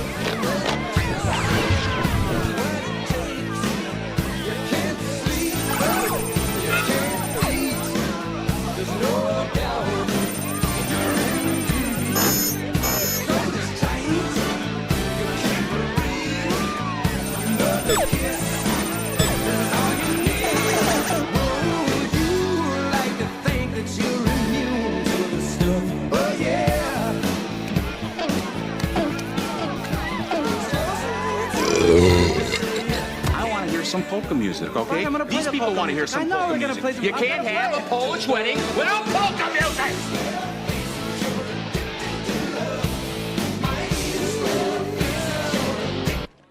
No, would you leave it alone? Keep your How can you have a Polish wedding without any Polish music? hands off my equipment!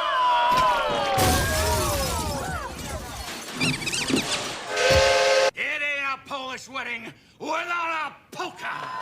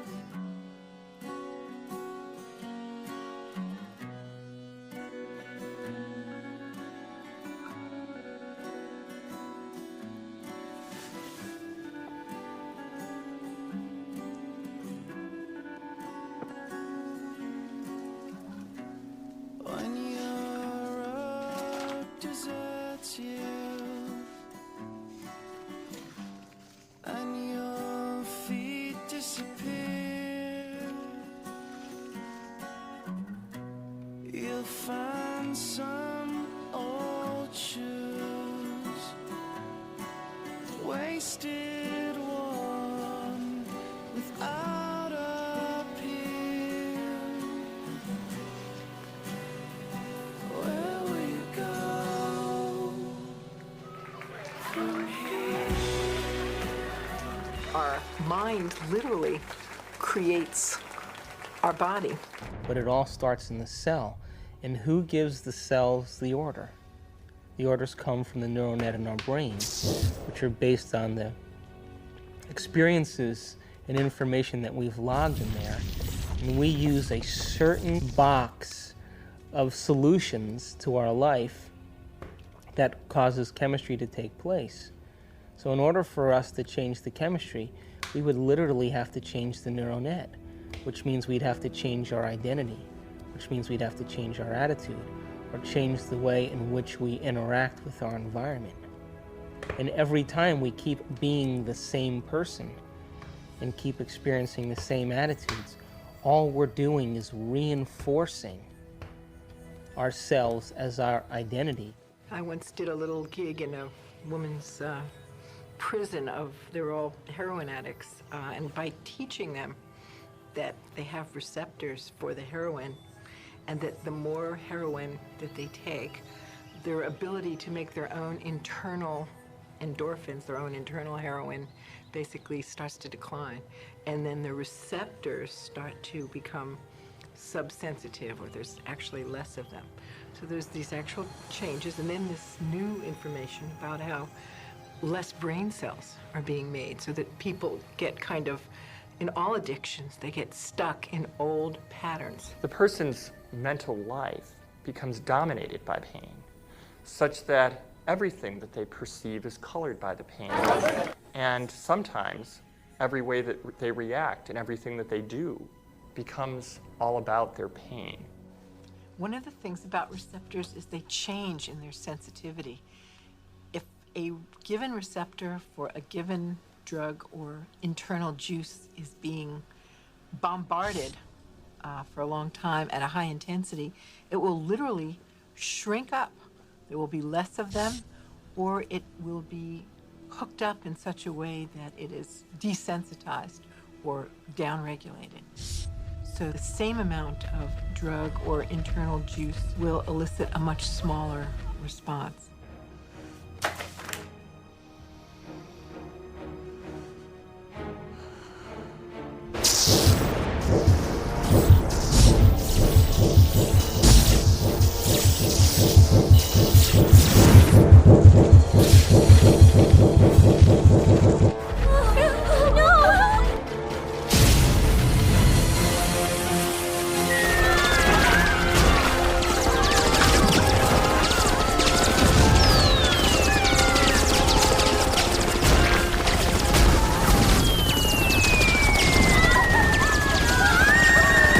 If we're bombarding the cell with the same attitude and the same chemistry over and over again on a daily basis, when that cell finally decides to divide, when it produces a sister cell or a daughter cell, that next cell will have more receptor sites for those particular emotional neuropeptides and less receptor sites for vitamins, minerals, nutrients, fluid exchange, or even the release of waste products or toxins.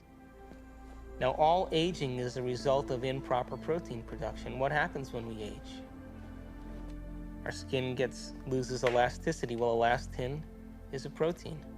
What happens to our enzymes? We don't digest as well. What happens to our synovial fluid? Those are proteins. They become brittle and stiff. What happens to our bones? They become thin. So all aging is a result of improper protein production. So then the question arises, does it really matter what we eat? And does nutrition really have an effect if the cell doesn't even have the receptor sites after 20 years of emotional abuse to even receive or let in the nutrients that are necessary for its health?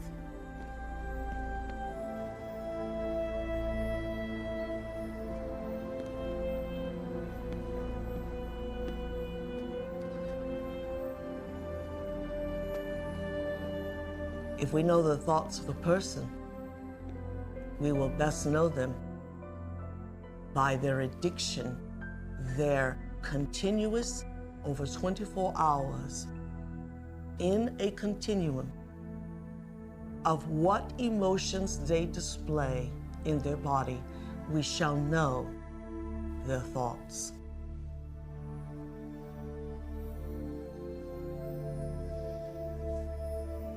I hate you.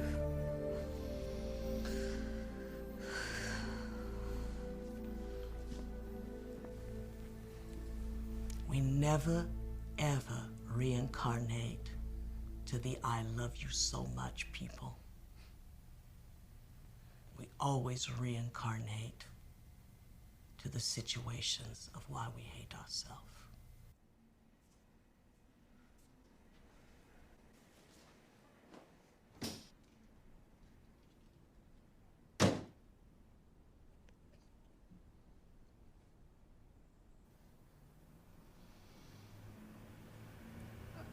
Hate you.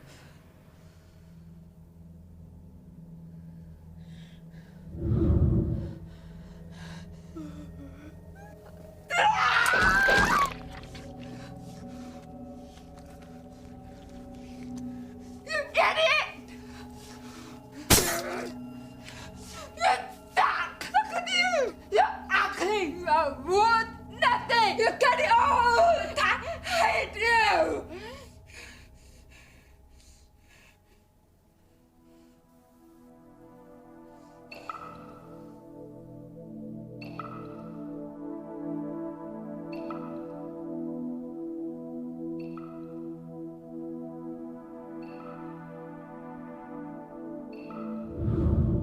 It makes you wonder, doesn't it?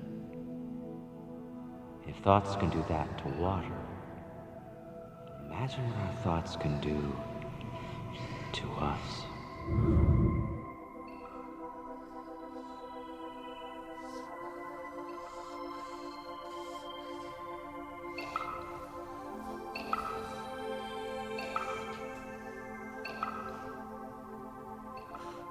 No one has ever came along and ever given you sufficient, intelligent knowledge about your beautiful self, how you work from the inside out. Why do you have addictions? Because you have nothing better. You have dreamt of nothing better because no one has ever taught you how to dream better. There's data now that when people are addicted to, whether it's cocaine, heroin, nicotine, alcohol, all of them seem to share a property of blocking the growth of new brain cells. And yet, it can completely come back when the drug taking has stopped. Oh, poopy. If you don't see the traps, you have to go through the crap until you see the traps. Because if you don't see it, it's your only teaching machine. It's your only way for you to come to understand something new. So the universe brings these things to your door, and there is learning in them for you if you are willing to reflect upon them and think beyond the rigid mindset. Can I? Wow. Borrow some toothpaste?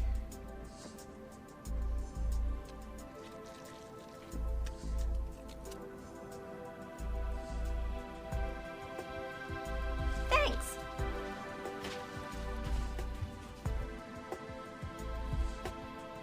When I talk about we disappearing, I don't mean that we physically disappear.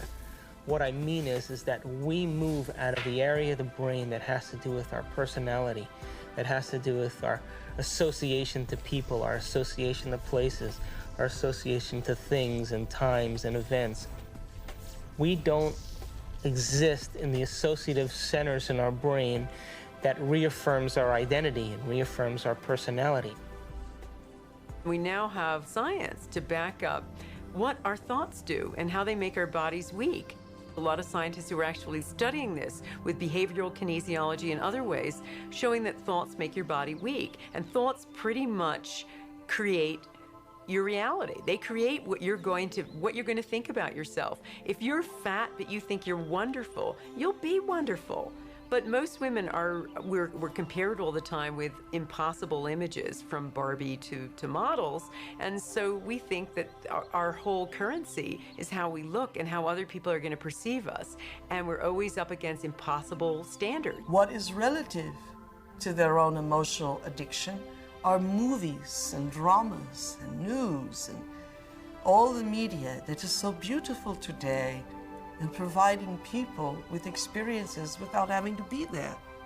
And yet,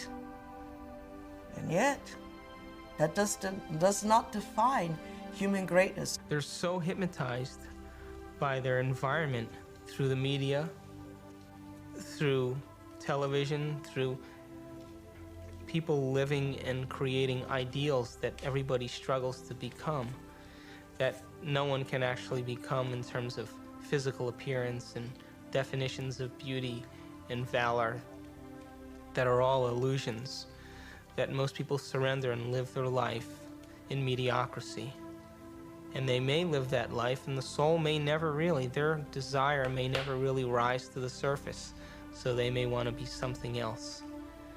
But if it does rise to the surface and they ask themselves if there is something more, or why am I here? What is the purpose of life? Where am I going? What happens when I die? They start to ask those questions. They start to flirt and interact with the perception that they may be having a nervous breakdown. And in reality, what they're doing is that their old concepts of how they viewed their life in the world start to fall apart.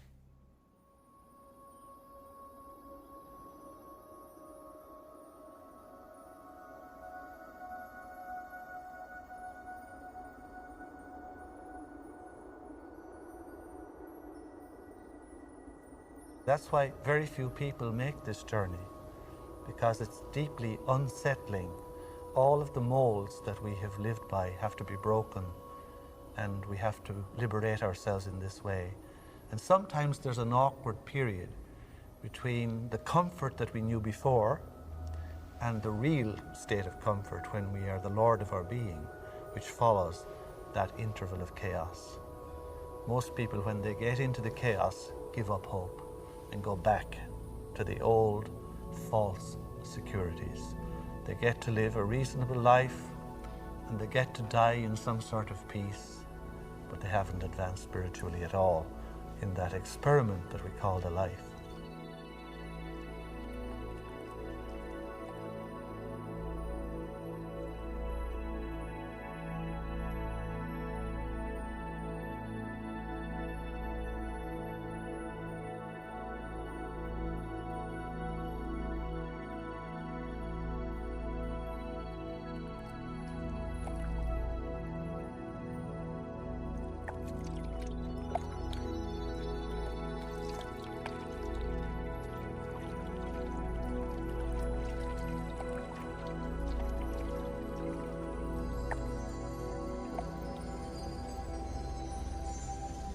We're in completely new territory in our brain. And because we're in completely new territory, we're rewiring the brain, literally reconnecting to a new concept. Then ultimately, it changes us from the inside out. If I change my mind, will I change my choices? If I change my choices, will my life change? Why can't I change? What am I addicted to? What will I lose that I'm chemically attached to? And what person, place, thing, time, or event that I'm chemically attached to that I don't want to lose because I may have to experience the chemical withdrawal from that? Hence the human drama.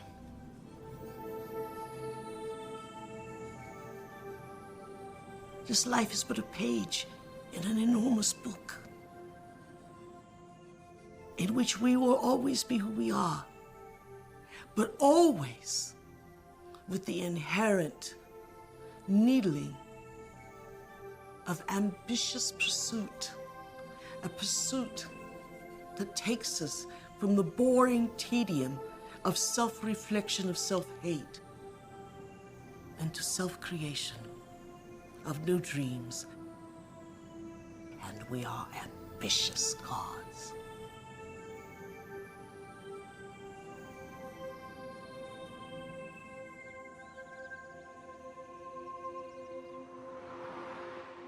It's the only planet in the Milky Way that has habitation that is steeped in enormous subjugation of religion. You know why that is? Is because people have set up right and wrong. I did say there is no right and wrong. Does that mean that it's a free-for-all? Absolutely not. I mean, the problem that I have with right and wrong in those categories is not that I want a free-for-all, but that right and wrong doesn't go nearly far enough. They have never sinned. They have never wronged. Wronged, yes, in moral confrontations with society. But that's their adversity. That's why they're here. To wrong, to learn, to search, and use the wisdom of that to create yet greater dreams. There's nobody keeping records up there. The records are here, and I'm going to have to deal with them. That's far more painful than a record-keeping God up in the skies.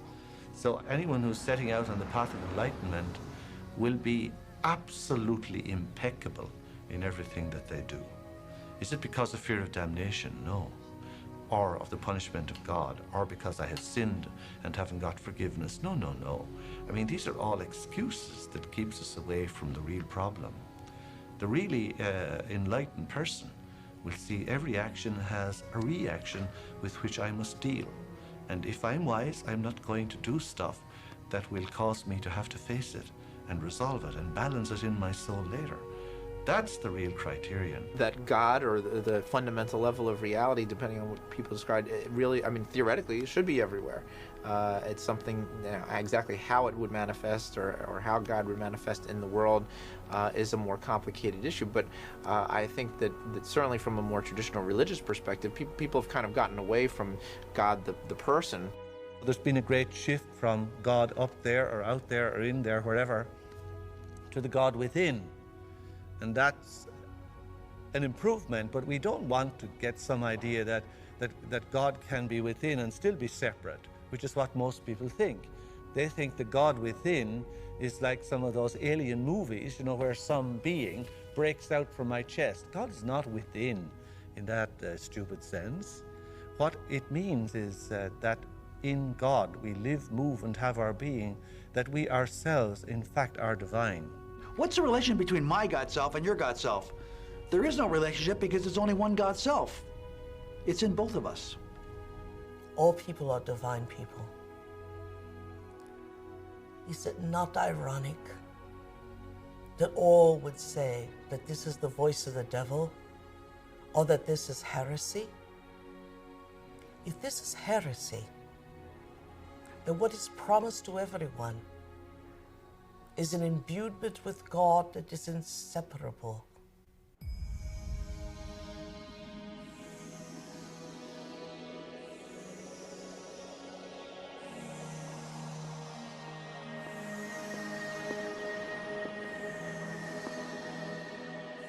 Knowledge allows the brain to begin to become wired, and we will begin to see what has always existed, but because we live in those routine automatic programs, we're unable to see because we're processing mind from the familiar.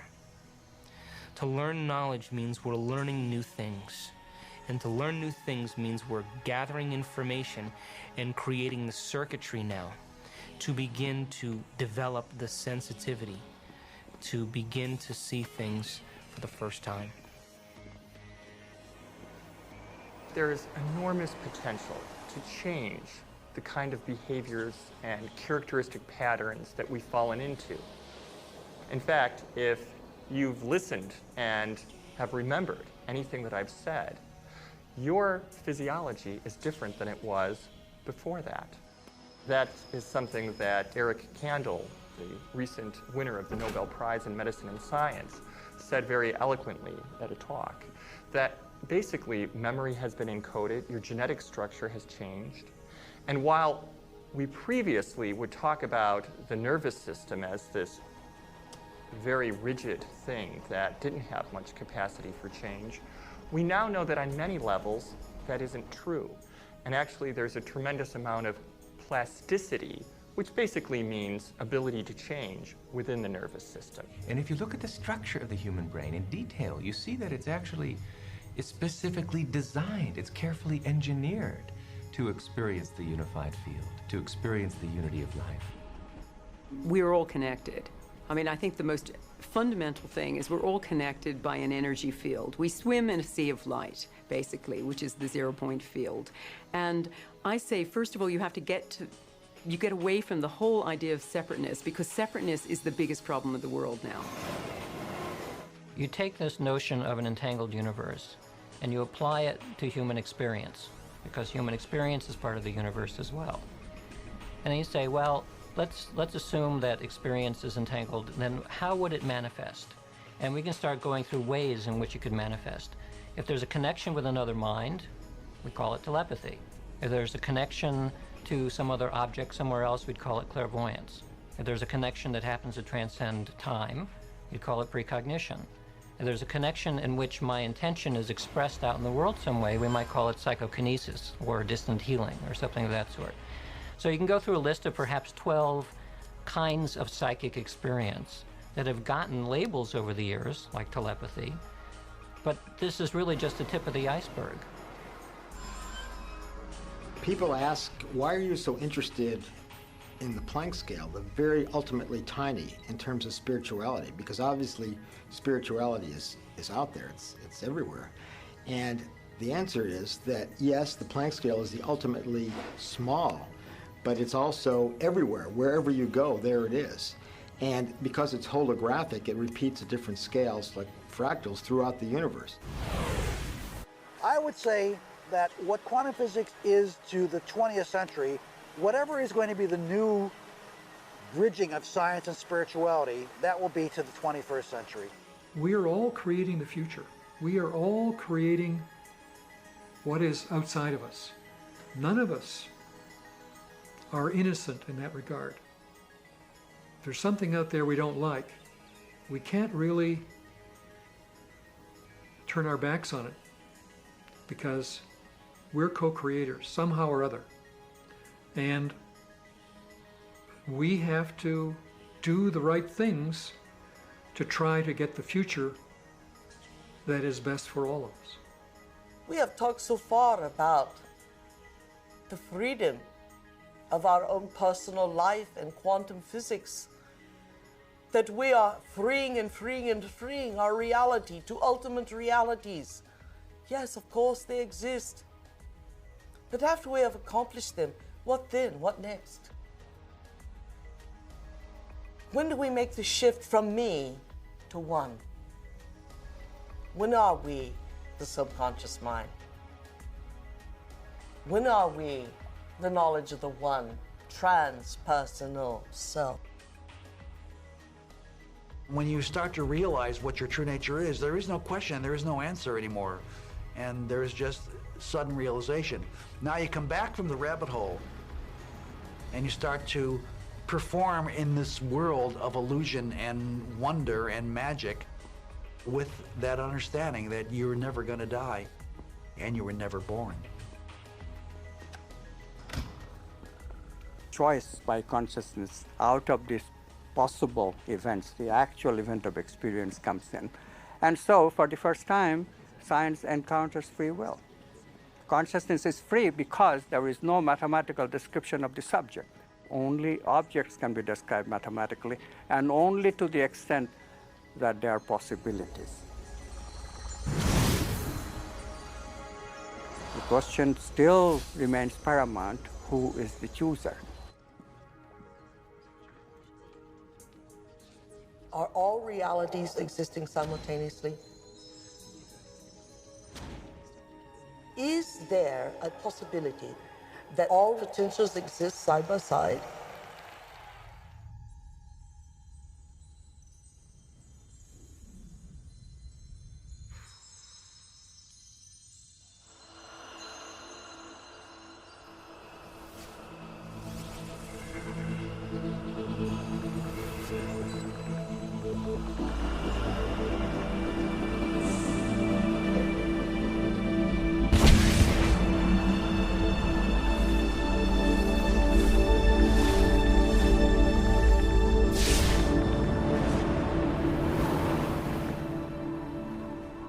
Welcome to Flatland, a world of only 2 dimensions.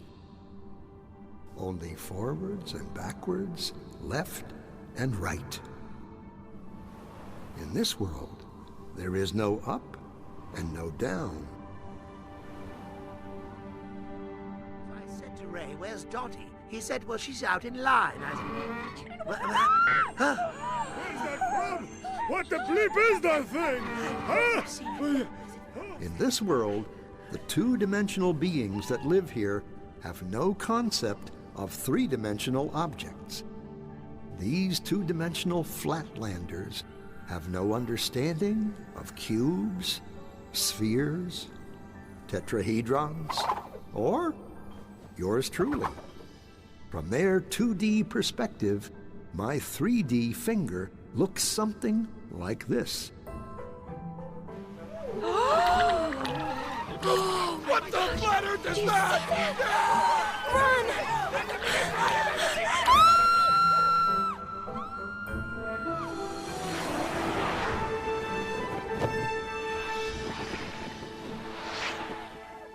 Hello, little circle. Fear of the unknown. Or should I say, not yet known. It's a puzzle. If we see only what we know, how does anyone ever see anything new? The unknown. How do we ever get out of our box? Hello, little circle. Don't be afraid. Who said that? Where are you? This is always the tricky part to explain. I'm in another dimension, another space. I am above you. No, never use that word. What word? The A word.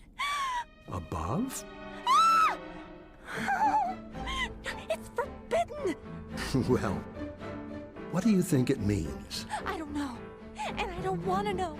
You can be severely punished if you use that word. Are you a ghost? I hope not. I just have a different perspective than you do. I can see things in a way you can't yet. Oh, yeah? Like what? Well, okay, you have a safe hidden in your pantry. And inside it, you have 12 coins, a will, and a passport. How did you know that? What are you? Are you a god? Well, no more than you. You see, since I am above you, in the 3rd dimension, I can see inside things in your world. 3rd dimension?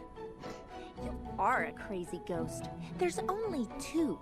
Look. So, if I were to touch the inside of your stomach, how would I do that? Well, you'd have to cut through my skin. Otherwise, it's impossible.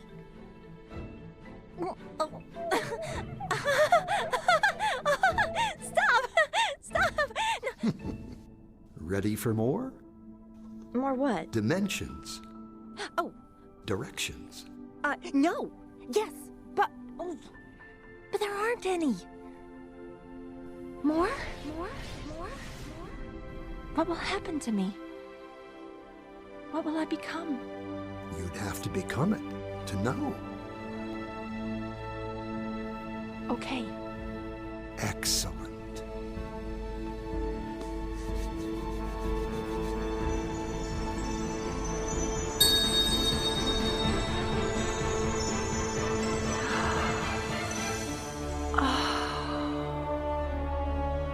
I never knew.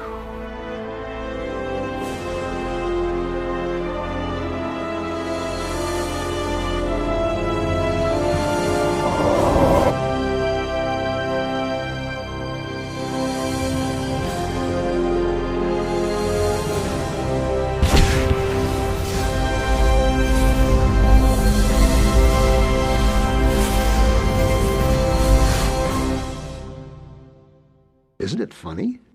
That which we are most afraid of is what thrills us the most.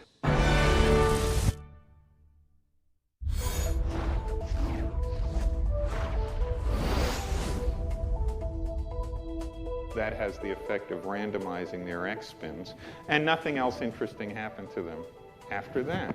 Okay. Good.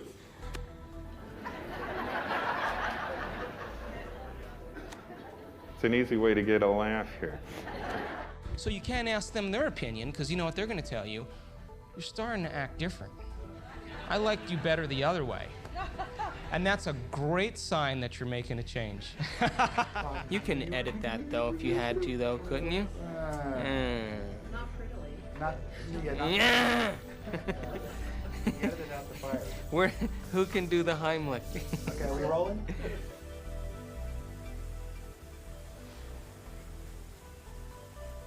ギリシャの哲学者タレスが紀元前前に、言ったように、水は万物の源であるというふうに、私は信じている。I study quantum physics. I sometimes teach it. I have written a book on quantum physics and many books explicating the meaning of quantum physics. After my PhD from Harvard, I went to CERN, the European Laboratory for Particle Research, but perhaps I'm best known for the discovery of the now famous n=1 locally supersymmetric flipped SU5 grand unified field theory. Don't make the mistake of thinking that the scientific community is scientific.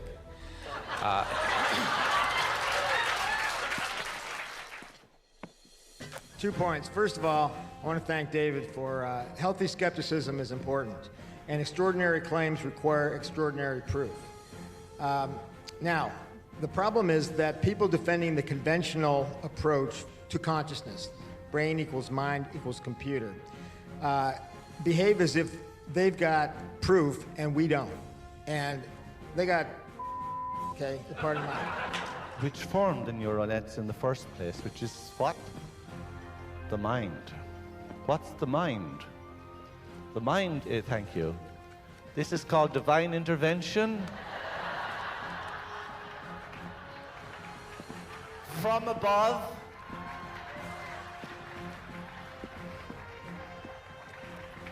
But he has feet of clay. I got involved with this because my evidence, no, start over.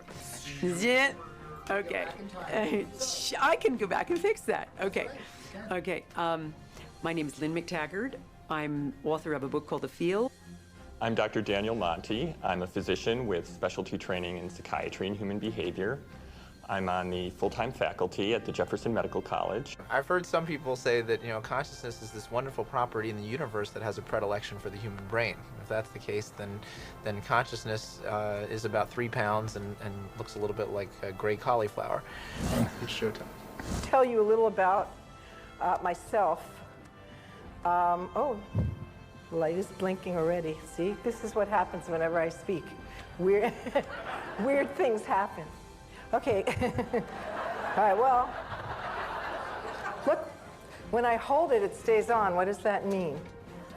All right. Oh, it's okay. Maybe God wants me to meet you. Actually, we did this at a conference when we asked people how many people have had a gut feeling and so on, and 80% of people say. And then they say, among those of you who are very skeptical of unconventional claims, how many of you, meaning now like 30% of the audience who doesn't believe in any of this stuff, how many of you guys have had interesting gut feelings that turned out to be right? 80%. So when people are skeptical about unusual things, it's completely understandable because there's all kinds of nonsense out there. But when you bring those phenomena into the lab and you exclude all of the ordinary ways of understanding them, it turns out that they do have a psychic component. Here we are actually filming great thinkers. Everyone in this room is a great thinker. Now that we got them thinking, that's always a trick, isn't it? You probably have more to say about this. No. Sorry about that. Multiple personality disorder, I have to say, about the seat of consciousness. And the second one is, what made you want to become a physicist at the age of 50? Okay, well, I guess multiple personality disorder. I actually wanted to become a physicist as young as the age of 4, believe it or not. As we become more and more inner self-managed, okay, we will manifest the qualities of these deeper levels down the rabbit hole. And so we become a Qigong master, where we can influence things from thousands of miles away. So if we begin to look at all that, it seems to me the only way out that I can understand is there is an intelligent presence. There is a kind of a one-mindedness that I call it, or God, if you want to call it that. Ponder that for a while.